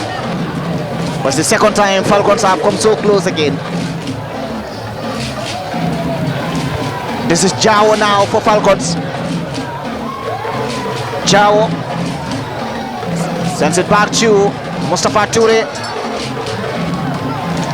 Mustafa Toure, sensible, so sensible, just so sensible. Too much talent, too much skill. Absolutely, Mariam. Amadou have said, but you can imagine the crowd have been on their feet. You know, all of us, even the neutrals, have been at the edge of our seats because of the talent on display. But you can see, you know, you can say it's a 50-50 as per the support because Falcons are a Abuko-based team. So they are a stone throw away from the Serekunda East. And you can imagine that they have a lot of fans inside the stadium. And of course, they are here to celebrate back-to-back second place. You know, Real have been displaying both on back-to-back championship. But Falcons also have so much to celebrate. It has been a back-to-back second place finish for them, and I think this game should have been something to celebrate. But it has been very, very competitive, Ahmad, and this is what we are witnessing so far since the beginning of this season. And I think all the players, all the staffs and the coaches, the technicians should be proud of what they have so far been able to achieve in this season. I think Real de Banjul and Falcons fans and the management must be very happy that their players have been showcasing what they have been working on since the beginning of this season, Ahmad. It's an end-to-end match. Real de Banjul and Falcon won, and it is expected. You've seen the second half, series of chances from both teams. Amadou Nyasi for Real de Banjul at the edge of the penalty box, finds support from the left wing. Jobate, Modou Mane, it's in for Modou Mane, the second for Real de Banjul. What was Falcons defense thinking? Modou Mane finally gets the goal he was looking for. He's had his own chances, his own moments, but it comes with a cost to Falcons defense line. The defender seems to be down, holding his thigh. I'm not quite sure what happened there, but what is being seen visibly is that Real de Banjul are leading 2-1. Absolutely, Amadou. I think Modou Mane seems to be looking for this goal since the beginning of the second half. He has been up there. Maybe there has been some tactical, twist as far as Coach Ibrahim Jata is concerned, because we have seen Modou Mane has spent more time in the Falcons half than even defending, and that has paid dividend, and he has scored his goal. He's popularly called Titi because of the way he defends. He's a very good centre back. He can play also as the way he's operating at the left side of the defense, and I think Ibrahim Jata should be commended. His tactical substitutions has paid dividend for Real de Banjul. Amadou, Modou, since the first half, he has been looking for this kind of goal, and then he already got it. He came close several times, but this one is at the back of the net to put Real de Banjul, the champions, 16 points ahead of the second place, while Falcons. I keep on saying Walidan, the love. I keep on. I don't know whether It's like when you are commentating Chelsea match.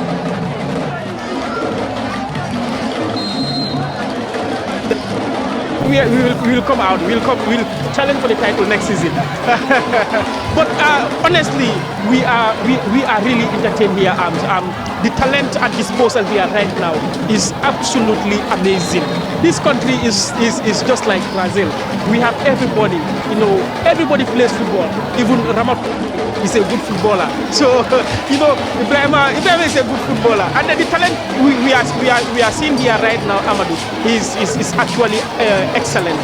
Look at the movements of the young strikers. Adama Jammeh Niali scored from Jata's error, and then Badamosi, his movements have been absolutely great. His speed is also top notch, and then his shooting accuracy also is good. The foot power is there, and then we've seen the two Repundakas. I'm jealous of them though, because the way they are displaying here, this could have been C6. But don't mind them. I will change their surnames to C6 today. Their performance have been so amazing today, and they are really putting up a show, Amadou. I will not be surprised to see Sekou Jata, the Falcons defender. He's down and being attended to by the medics. And by the way, build up to the goal, he was down. Even as the Real celebrates the goal, he was down. He's been phenomenal and solid throughout the first half.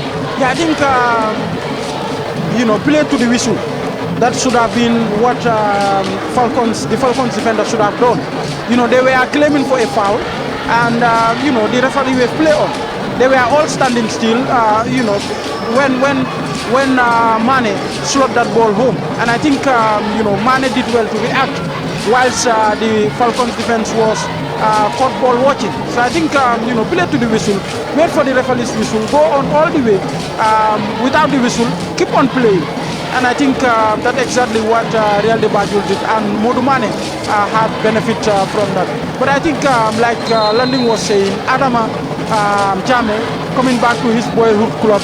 You know, I think last season he came in the second round and you know, did well for them. This season too, he was away for a couple of months before returning back to play for Falcons. And I think, you know, coming on in the second half has created that room for Bakary to score that header. And I think this game is not yet over, Abadu. We have a lot of minutes to play for, and both sides are going for it.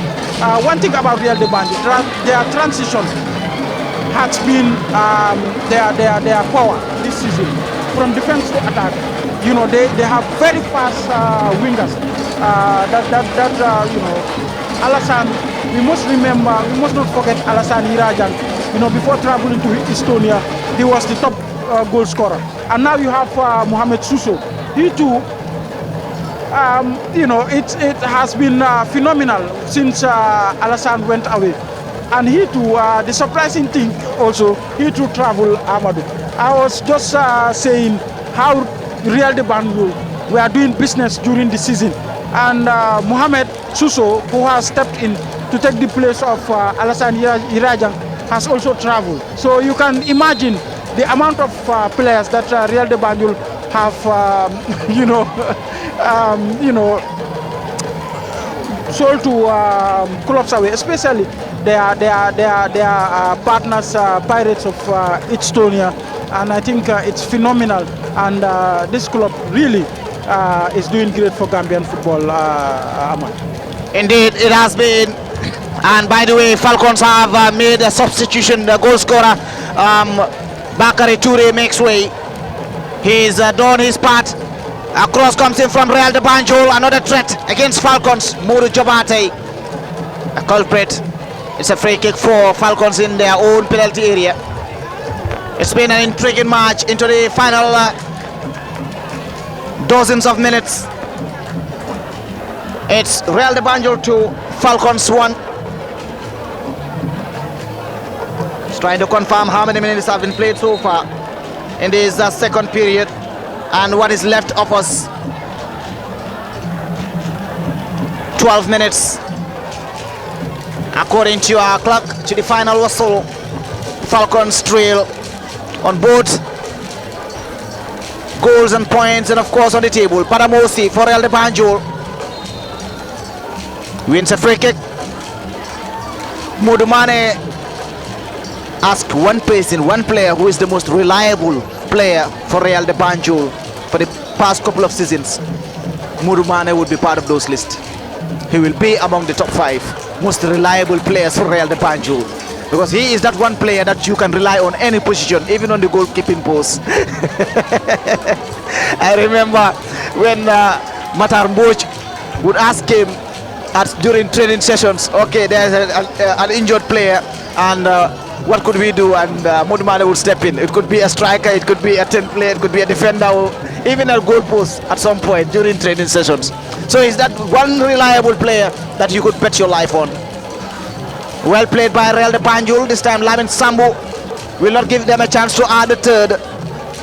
David Sambu. If I am given the the immunity, I will relate him to Mr. No Nonsense Man. David Sambu has been quite stubborn on the Real defense line, but equally he's been now getting deep into the midfield, leaving of course Real de Banjul's Essa Jallo. That's the switch, the tactical switch there, Ibrahim Suare, where David Sambu now challenging here. He draws successfully.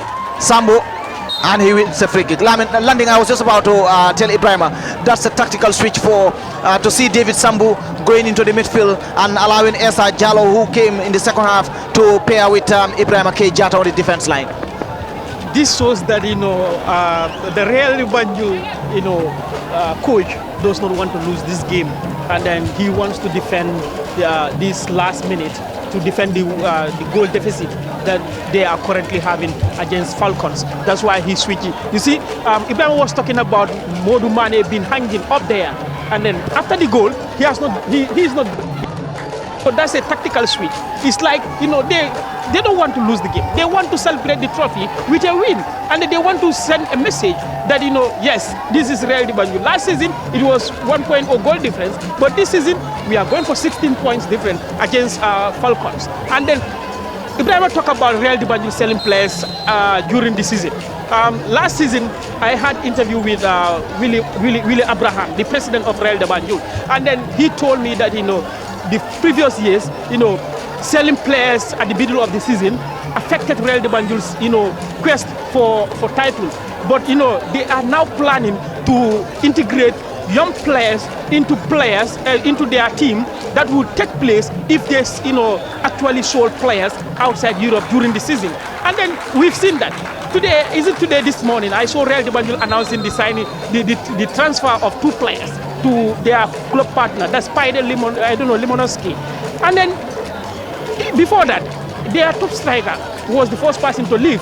That did not stop Real Banjul winning the trophy at the earliest stage. That means that, what the president told me last season, that they will now integrate young talents to be with the senior team to help them, challenge for the title, is really, really, really working, Amadou and Ibrahima. And then Real Banjul is that team. It is the team that you can never rule them out when it comes to challenging for the title. The last 10 years, they either finished third, second, even though they were not winning, but they finished third or second. But, they came and conquered.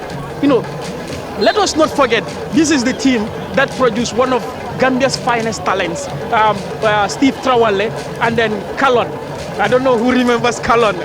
Oh my goodness, that boy was a joy to watch for Real Banjul. And then they keep on selling players, they keep on producing players, and then this is good for Gambian football. This is good for Real Banjul. Ibrahim also talk about sponsorship.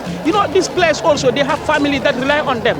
If GSM companies or other institutions partner with clubs, sponsor them, the club would be able to pay the players huge amount of money that they can use to manage their affairs and also help their families back. So the companies out there should come and partner with football clubs, should come and partner with the GFF and sponsor the league and sponsor the players and the teams, so that our players could also grow.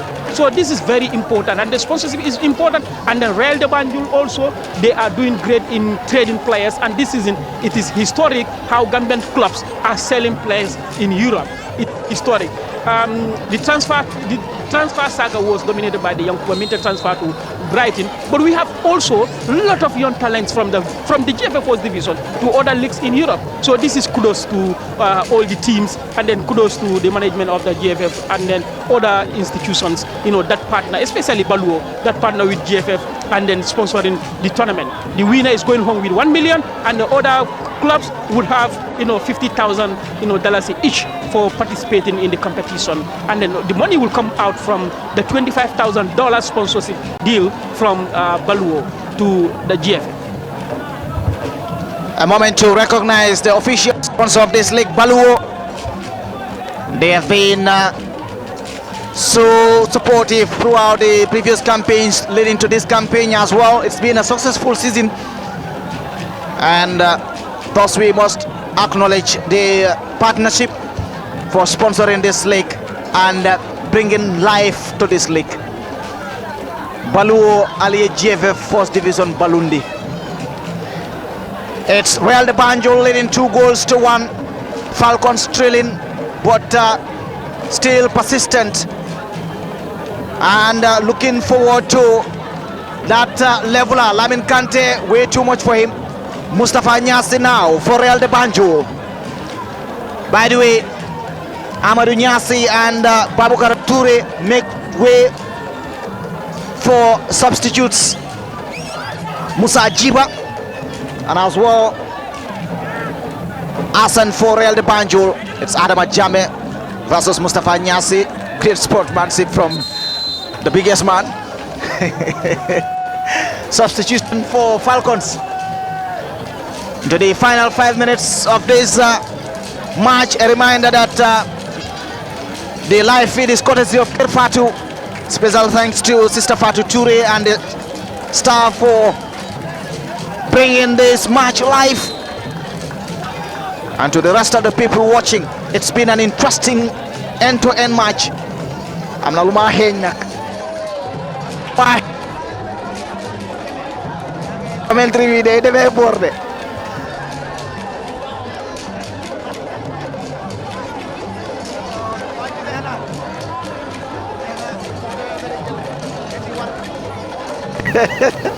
Yalan do musulalleri ata se jonki dawda do ning finyo mal fo fengo nyi naklati the smoke aseroni aka majunale. But on a serious note, the crowd that I've seen tonight, it sums up how passionate Gambians are about football, especially our domestic league. And it's taken us to even, getting to have more enticing campaigns to come. Teams and clubs have now, in fact, also upgraded themselves from their branding, having to hire media officials, having to have sponsorship deals. Even in the second division teams, we've seen that. What does that tell of our domestic league and the Gambians for passion to football? Especially after, of course, watching the African 2025 Pro live yesterday. Before that, another chance for Real de Banjul, safe hands for Lamin Sambu. Yes, Landy. You know, if you look at the crowd here, it tells you that, Gambians really love football, and then Gambians are determined, to take Gambia's name to the higher height. If you look at our football right now, we are not a small nation anymore. We've performed, we participated at the AFCONs back to back, and then the third one is coming because the draw was made, and then we stand a very good chance, to go to the AFCON for the third time in a row. And then our first performance there sends a message to the wider world that there is a country called the Gambia. It might be the smallest, mainland country in Africa, but the country is full of talents, and the talents here are showcasing. This past AFCON, the best game of this past AFCON was Gambia-Cameroon. Even Arsenal icon could not hide his feelings, and then he had to tweet about it. So it shows that our name right now is not only in Africa, but the world at large. So it is good that we have people come on board, partner with these teams. Especially you talk about the second division. I was surprised to see partnership that the second division teams are having, and that this is good. This is good for our football.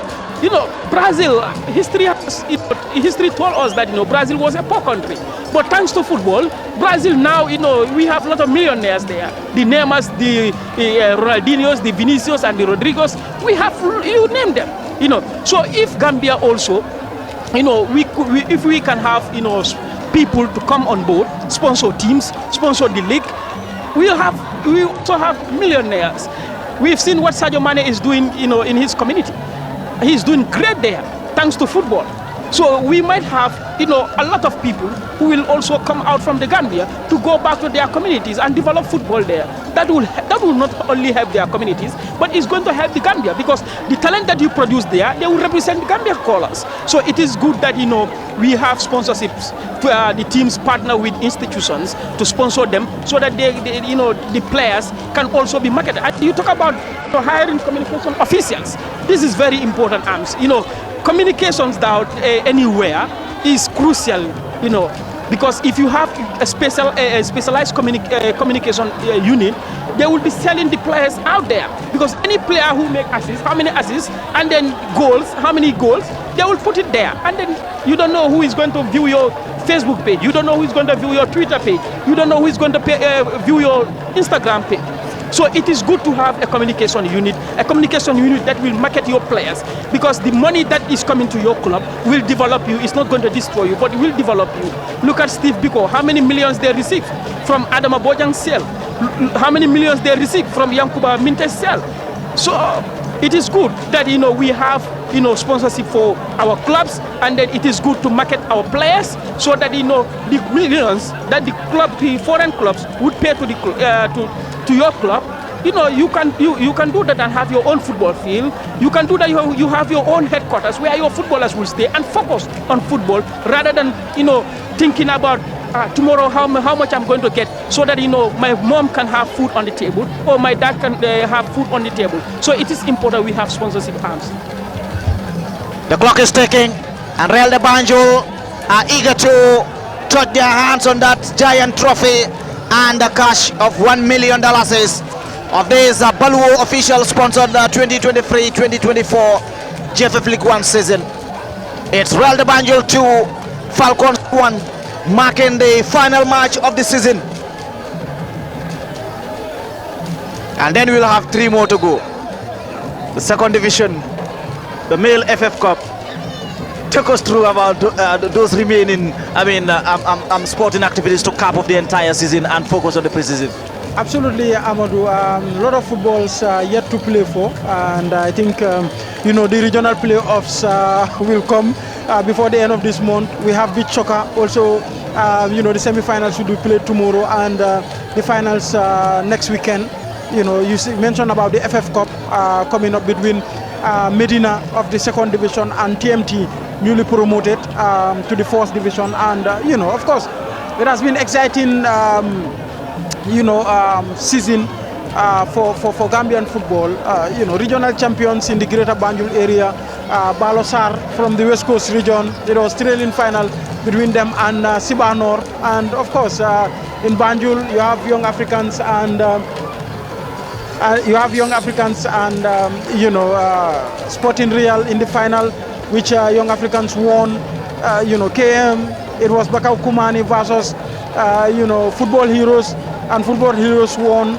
And of course, other regions, not Bank, it was a thrilling final, between Farafene and SO United. And of course, it was SO United who carried the day. CRR, it was Stone Circle FC winning Janjambure in the finals. LRR, it was Jara West United that won, the finals. URR, it was, another win for Garawal. It was trailing throughout, the season. And these are the champions that will converge, for the provincial regions at LRR. And, in the Greater Banjul area, the team that will finish 15th will join, Balosar, Young Africans, and Football Heroes for 2 places in the second. We relegate, and 2 will come from the Greater Banjul area, and another 2 from the provincial regions to take up those spaces in the second division. So so much football left to play for Amadou. And by the way, congratulations to Hawks FC, who are also officially recognized as champions of the men's second division league. Coronation to be done subsequently, as we still have match. And there is the final whistle marking the end of the GFF Baluo official sponsored league 2023-2024. Real de Banjul, of course, caps of the season with their heads held high after winning the championship again back-to-back. They won their final match against Falcons FC. What would be the takeaway quickly for Falcons? They should, put their head high and then look at them and say, okay, last season we challenged for it, we could not win. This season we challenged for it, we could not win. But next season we have to put in a strategy to ensure that we come out victorious at the end of the season. So I'm sure Falcons, their team and the technical team, the management would go back to the drawing boards and then come up with a solution to challenge Real de Banjul and any other title challenger next season for the title. But actually, Falcons really perform to the standard. We've seen how they held the champions. The champions were, dominating the position, were the threat throughout, the game until the second half when Real de Banjul decided to take the maximum 3 points to open the gap from 13 points to 16 points to cap off their campaign. Thank you, Landing. And it's been an interesting encounter between, of course, David Kai, between champions Real de Banjul and, of course, Falcons FC in a match that I've seen both teams competing for that final glory in the match. David Sambu will just join us shortly. A champion. Congratulations, David, and it's good to have you here again too. You've been fantastic throughout today, especially on the defense line. What does this 14-time champion mean to you? Yeah, first of all, I would like to thank God and thank my family, thank my teammates, coaching staff, and everyone, the fans. Yeah, I think I am really, really happy, and I feel very great to be here and to win this back-to-back. It's a great feeling. How was the game? Yeah, the game was very, very difficult, but we just have it in mind that we have to come out here and collect the maximum 3 points, because football is all about records and history. So we just mark it, and exactly we did what we agreed to do. I was talking about you during the first half. You've been so wild on the defense line. It ended zeros. What is that message that your coaches must have told you during the break? Because we came in the second half and you were even more wilder. Yeah, I think he was very, very disappointed that the performance was not that much, because we were not having shot on targets, and we rectify ourselves in the second half, and we have 2 goals on it, and thank God we're happy for it. Your final message to the fans and your own family and the people that watch you all over? Yeah, I would like to say big thanks to everyone, all football lovers, all Reals and all Gambians. Big thanks to all of them, because they did very well. They give us the maximum support that we needed from them, and thank God we have this back support of our families, and we did it. Thank you, and thank you for everyone. Thank you, David Sambu. Thank you. That is David Sambu, the Real de Banjul defender, who is also a champion, a back-to-back champion, and of course a 14-time champion for Real de Banjul. It's an interesting moment for David Sambu. We will get to have more people, and players or athletes, either athletes or coaches talking to us. Yeah, we'll get to have them more as we go on. The competitions director is also here with us. Just 1 minute, Babukar Diop. You are live on Kirfatu and GFF Facebook page. As the competitions director of the Gambia Football Federation, how would you cap off in summary as far as the Baluo sponsored league is concerned? Yeah, I want to thank you very much for having me on the platform. Overall, it's a successful league. We've seen that Real has won it since, but you see the game today is very contentious, and then the team, both teams played very well. And then overall, we are happy, and then we saying thank you to Baluo for being a partner with the Gambia Football Federation, and we hope to see more of Baluo's type, or maybe even Baluo to increase the stake from, they give us more, because the more we have, the more, the better it will be. Thank you, Director. I know you are busy. Thank you. And that was the Director of the competitions for the Gambia Football Federation, Mr. Babukar Diop. Bakari Touré. Mano, Zaligebi Iladoko Janteng. Hard luck in the game, but I must say congratulations for scoring that, equalizing goal for your team Falcons. Even though I thought at some point it came with a cost, because I saw you holding your tie. Thank you so much. First of all, I will thank you, for congratulating me. Though that's, my celebration. I score almost 6 goals this season, so anytime I score, that's the celebration I normally. So there was nothing wrong with your leg. Nothing wrong with you got me there. So tell us your own share of the game. How did it go coming to face a champion, already knowing that it's been confirmed Real de Banjul are champions of this season, coming to play against them? What was in your head?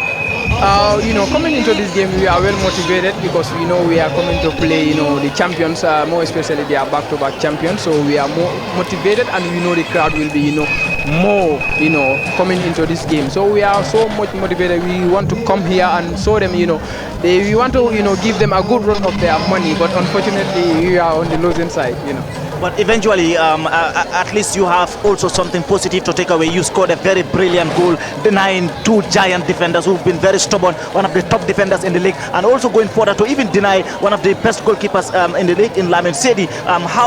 Take us through that goal.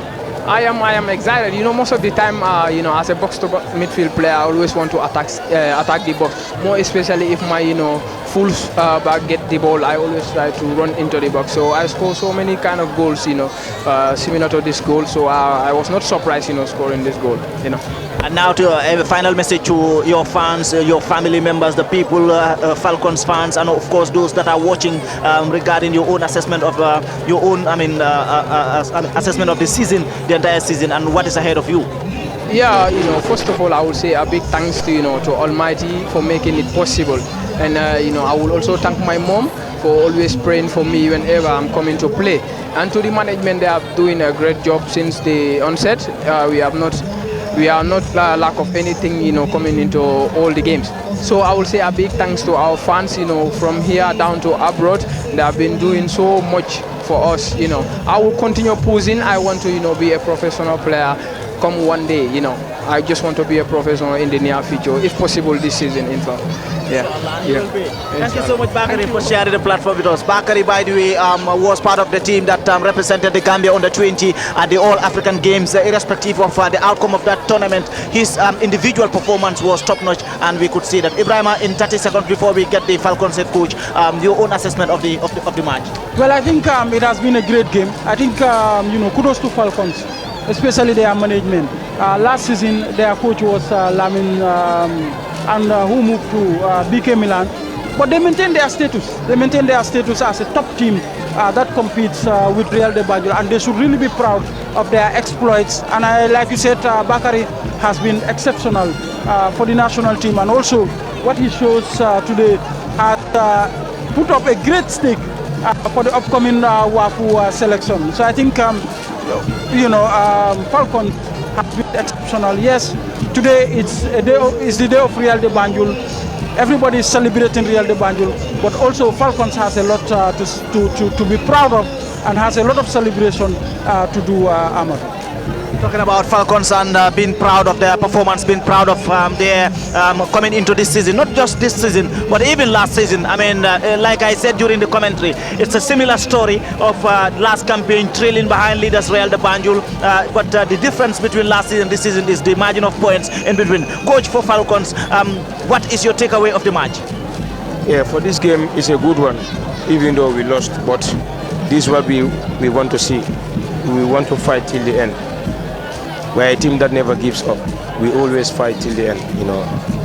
Yeah, so it's a good one. I'm so happy, I'm proud with my players. They did very well, you know.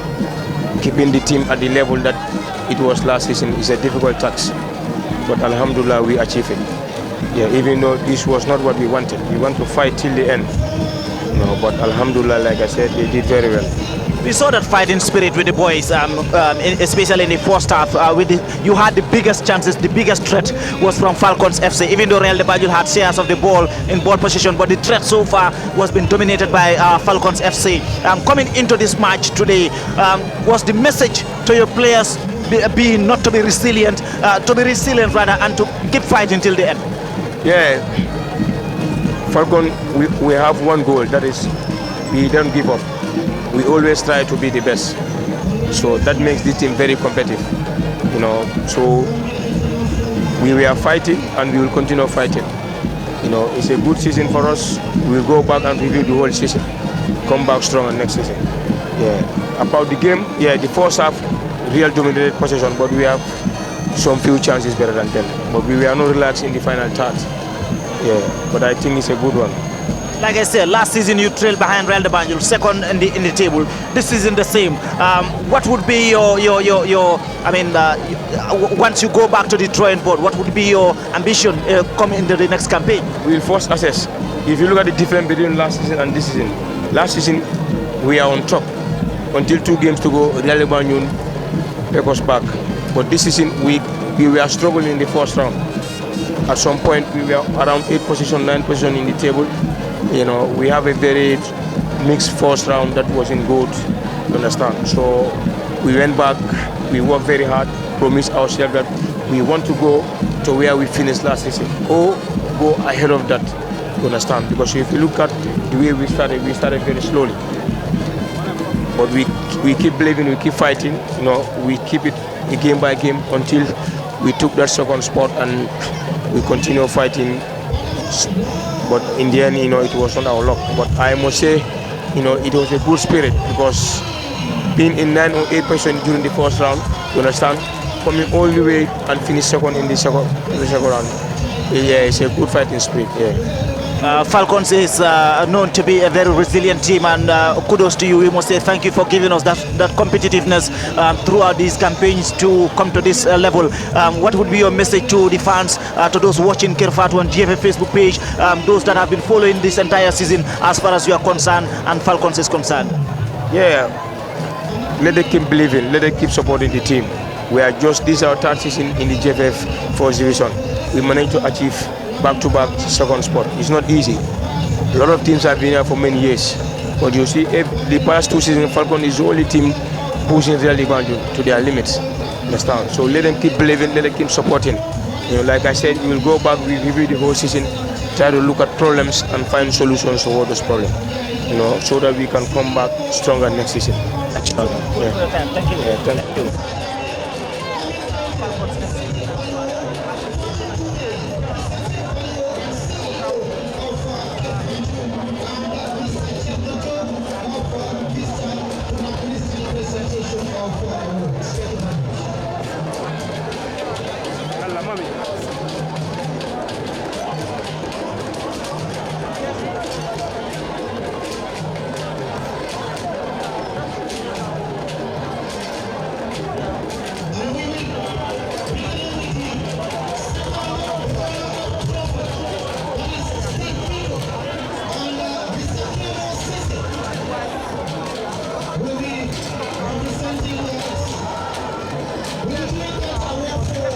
Been in to help refurbish some of the community parks and stadiums, but it's the onus lies on the clubs to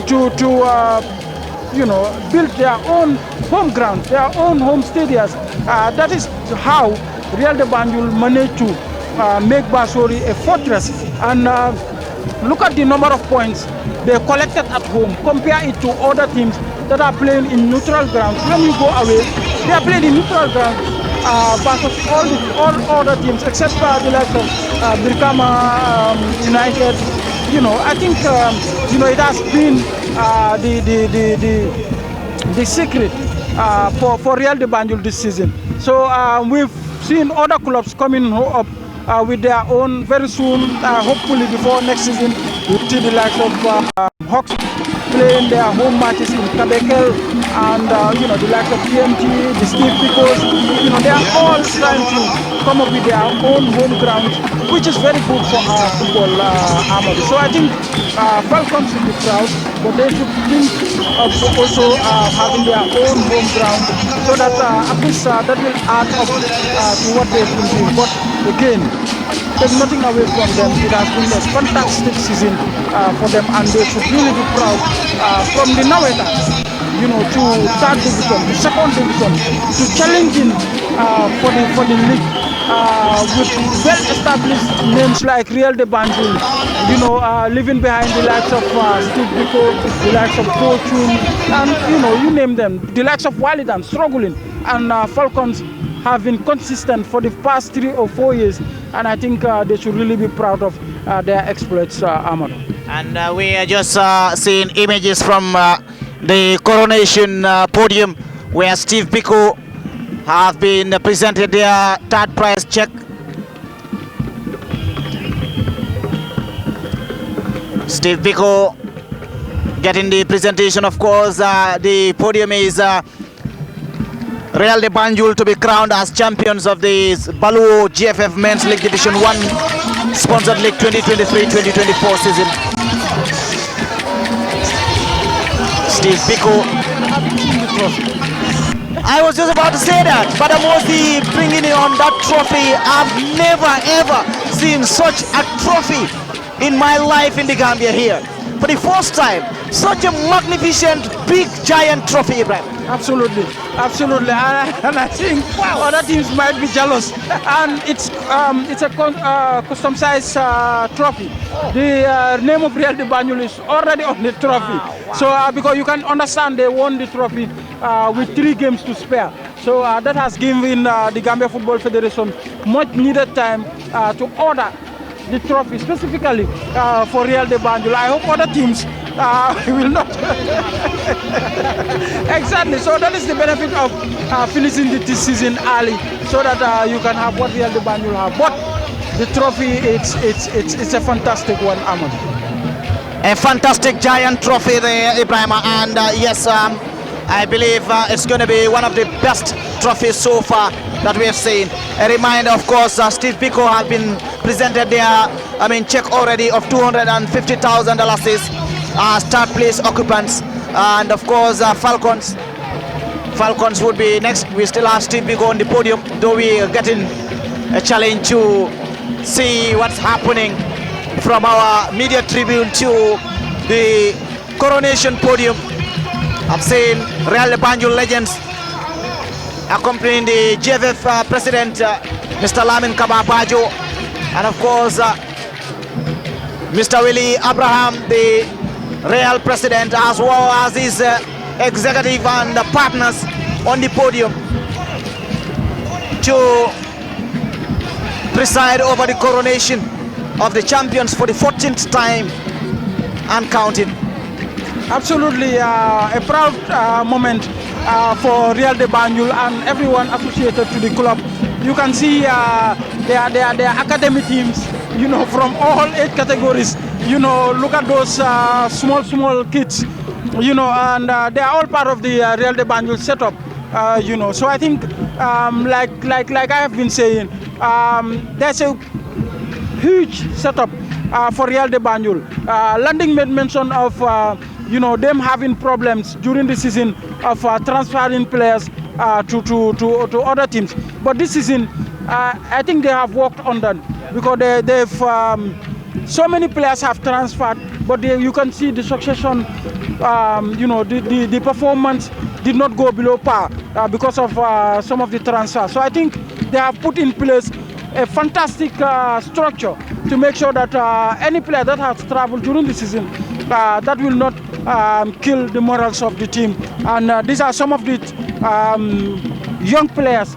I know they must be motivated that one day or the other we have to be at this podium receiving trophies on behalf of Real de Banjul. You can see, just recently they finished an academy tournament that was organized by Real de Banjul partners. That is Live Your Dreams Academy. So this is the academy that is supplying players to the big team. I made mention of Sporting Real. It's the second team of Real de Banjul, and they have been supplying players to the big team. And you have the Live Your Dreams Academy supplying players to the Sporting Real. So they have a structure in place, and I think a lot of the clubs will learn from that to have structures in place that will give results to their main teams. Steve Biko have been presented a check of $250,000 to Mr. Kemo Sisi and the team. Of course, Falcons FC have also been presented their check of $500,000, is $500,000, courtesy of Baloo as well. And now to the champions coronation as they hang on their medals, which is presided over by the GFF president, Mr. Lamin Kababajo there. Hanging the medals over the necks of the champions, Real de Banjul. He's been Captain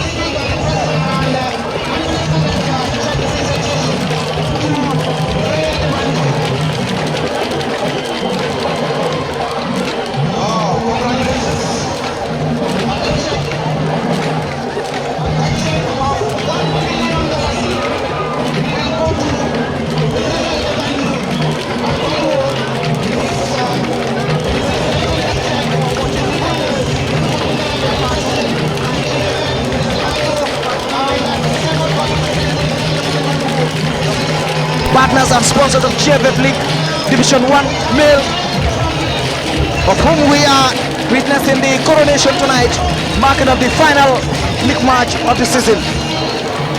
That is the check for Real de Banjul, $1 million is with $1 million to go home tonight. And then the trophy, kudos to Mohamed Badamosi. So him, that's the check for Real de Banjul, $1 million presided over by the GFF president, Mr. Lamin Kababajo. And of course, handed over to the captain and the president of Real de Banjul, Mr. Willie Abraham. Look at that, look at that. Ladies and gentlemen, the champions of GFF Male League Division 1 Baluo official sponsor has been confirmed and crowned. That is Real de Banjul FC. It's a back-to-back for them. Hear the sounds, see the images. It's super beautiful, Ibrahima. Absolutely, this is really heartwarming. Amadou, we have been used to seeing this on the TV, but now we are watching it live with Real de Banjul, and of course, this trend will surely continue. Any champion that comes has to do better than what Real de Banjul have done on the pitch, but also on the coronation podium. I think absolutely, this is fantastic. Beautiful images, Amadou, and you can see everybody is clapping, jumping. Even the neutrals are happy that these things are taking place, Amadou. Absolutely, that's the coronation there. Confirmed that the trophy has been lifted by the captain, handed over from Willie Abraham to the Real de Banjul captain, and now they're still on the podium, by the way. Wow, what a way to finish the season. Thanks to Baluo again, a reminder of our official sponsor of GFF Men's League Division 1. Special thanks to all the other partners who've also kept us in company, Vista Bank included, and of course to the respective clubs. Bagasi angé dem, trophy bangé dem Real, trophy bangé dem, it's lifted. Look at it, it's glittering there over the heads of Real de Banjul players and the fans. The fans coming all the way from Live Your Dreams, of course, to come and live it alive. The dream for Real de Banjul realized and achieved. It's Real de Banjul 2, Falcons 1, and in the GFF Baluo official sponsor Male League Division 1, season 2023-2024. Real de Banjul are the official champions back-to-back for that matter. Last season they won, this season they won again. Trailing behind them is Falcons last season and Falcons again this season. Special thanks to everyone who's been following us live on Kirfatu. Thank you so much for making this season a memorable one. Special thanks to Ibrahim Suare and Landing Cisse for keeping me company. But Ibrahim, before we go, your final note of the season and what do you look forward to next season? I think I look for a more competitive season next time around. I know teams are already in preparation for the upcoming season. Yes, Nawetan is coming up, but I think season, because of what has happened this season, I think a lot of teams will be going around the country to scout for more players to make sure that they are able to compete Real de Banjul. And Real de Banjul will be looking up to at least build up from this momentum to make sure that they win a third consecutive league title. I think we have a lot of football yet to play. Like I said earlier, the regional triangulars, the Nawetans, the FF Cup, all have to be played. And I think it has been a memorable season, and we also be proud that the Gambia has witnessed another successful post-division campaign, and we look forward to even a better and more competitive season next time around, Ahmad. Thank you very much, Ibrahim Suare, and for those of us watching who've watched the entire season of this Baluo official sponsored league, thank you so much for following us. Thank you to, of course, Kirfatu for making this possible, bringing this live feeds to us live at the Serekunda East Mini Stadium. It has been an intriguing match, an electrifying match. The ambience, the fans and the spectators have supported us all throughout, and it's been a similar story to the rest of those parts there. But for tonight, it was Falcons to trail and compete against the champions Real de Banjul. This This was confirmed 3 matches before coming here. But again, Falcons have shown what it meant to become runners-up, to compete for the glory, and come next season, like the coach has said, going back to their drawing board and ensuring that they come different. Real de Banjul so far have shown us and continues to dominate of the GFF League season. But over the past 10 years, it's been different stories. Brikama United, Fortune FC, and now coming into this season again, they have won again Real de Banjul. It shows that there's competitiveness, and we are getting closer to achieving and realizing the objective of professionalizing the Gambian domestic league football. Special thanks to you, the viewers out there. Special thanks to Ibrahim Suare and Landing Cisse. From me, Amadou Oba, bidding you a happy week, and enjoy the rest of the images coming to you live from Kirfatu.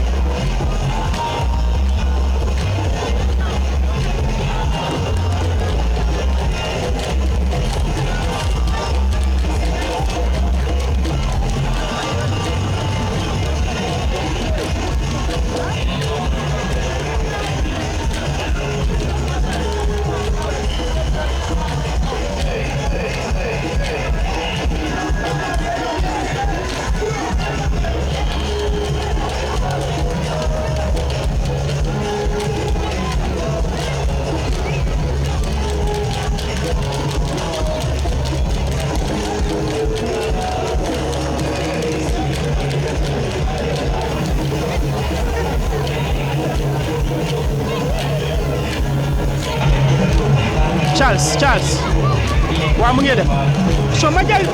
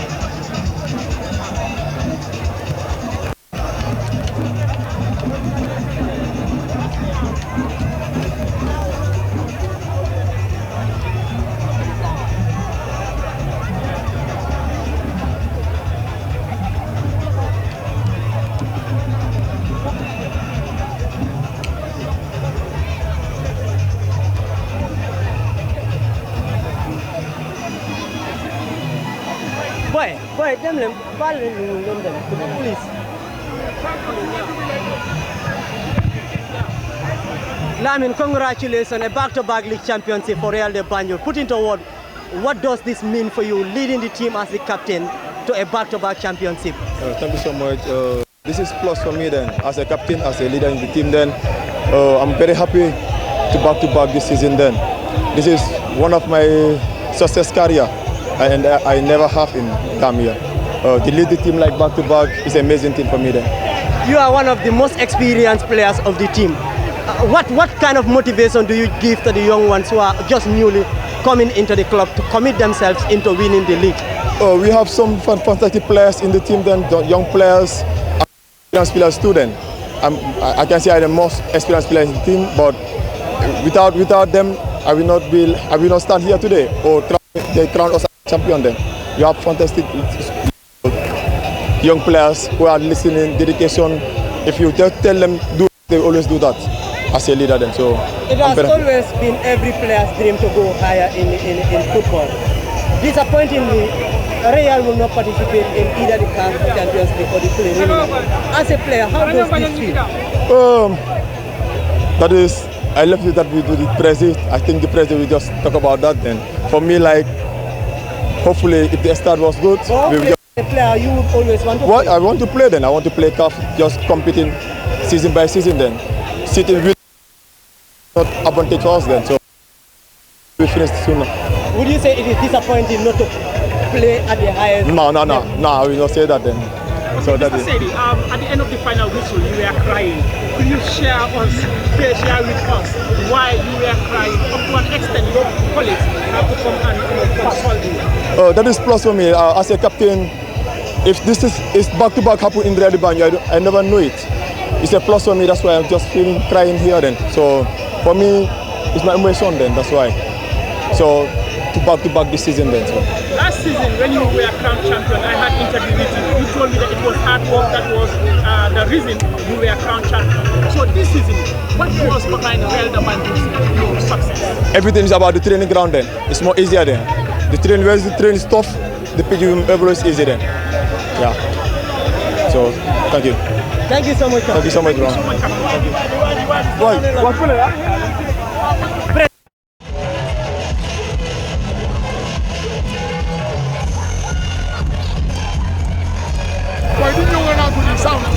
Sound it might be.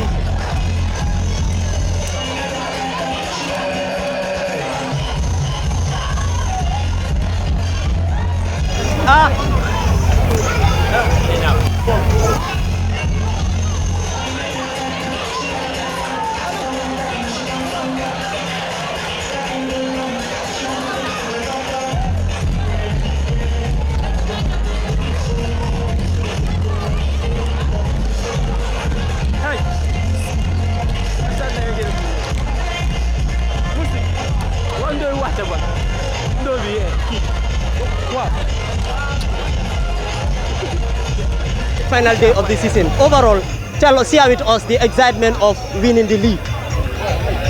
It's amazing. Again, for the second time, back to back, and you can see the atmosphere here. This is what you expect from champions, to finish the league before the end of the league. We finished the league three matches before the end, and you can see it gave us enough time to work and bring all the fans from Basori, from Dasilame, from all over. And you can see the atmosphere here. It has never happened in the history of football, such a final game. We did not take the game lightly. We respected Falcons, and we knew we were playing a very tough opponent. So we prepared equally as all the other matches. The season has been exceptional for us. Today you can see on the media, 2 of our players have penned their contracts in Europe, and this is one of our objectives of the club, developing football from grassroots to when they are 18 and make sure that they all sign professional contracts. What would you say, or would you attribute the success of this club in recent years? All hard work. Hard work, I keep saying it, let everybody up and work. Football is not a joke anymore. People have to get up and work. In Real de Banjul, everybody works. From the president to the cleaner, everybody works. There is no time to play. If you come here to play, you are not part of Real de Banjul. We don't believe in that. So all the success is from hard work. Every club, going forward has always been the dream. Real de Banjul, disappointingly, will not participate in the Continental Championship. Would you say that is just disappointing as far as Gambian football is concerned, or Real de Banjul winning title is concerned? It's 2 years in a row that we win the league and we cannot play in Africa. It's very sad because we want to compete in Africa. We have very good players, we have a good management, and we should be in Africa. But look at the crowd today. This shows you that Gambians love football. We should be in Africa, but we cannot, because we cannot meet the criteria. We don't have a ground to play, so what do you want us to do? The same thing is affecting the national team. But I hope within the next few months, the Independence Stadium will be ready, and then for the future, we'll be able to play. All right, thank you.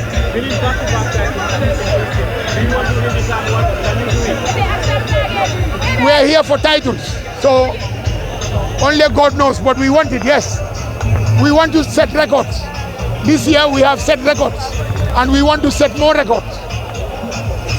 Last year you told us that previous years Real Banjul had a setback is due to selling your players at the middle of the season. But you told me that going forward you will be integrating young talent to your host team so that they can replace the players. You sold several players outside, including your top striker who was leading the goal chart. And this season you won the title. Could you tell us what is the secret behind it? The secret, I said it before, is hard work. I would not agree with you saying we lost few players. We lost about 6 players, and still we won the league with how many points from the second position. So this year we were ready because we knew that all the teams were ready for us. So we had a good backup in the first team. We brought in some very energetic players, very young, that were ready to fight and make sure we win the league, and that's why we won it. Since the first round, we lost Ajang, lost Usman Kuja, we lost Muhammad, that's 3, and then we lost Ablai Sise, lost and still we are for it. The coach is doing a good job. The team is doing all the different departments. This is what we expect. Continue.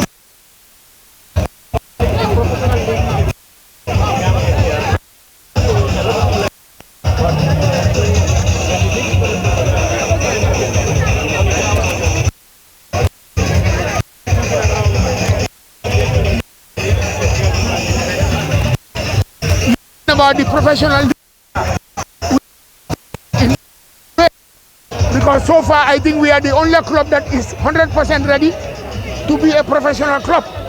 We have met all the criteria. We have been communicating with UEFA. We are on a working group with UEFA about how to learn how to run a professional league. So we are more than ready for the Pro League, and we hope that come next year the federation will at least start Pro League so that our players will have more value.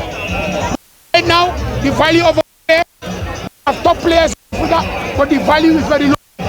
You understand? We have people like Minte, Adama Bojang. These are exceptional players. We have those kind of players in this country that could have a high value also. Finally, as one of the most what are the chances of Real Banjul participating in the CAF competition? I already answered that, my bro. I already answered. My mic. No mic.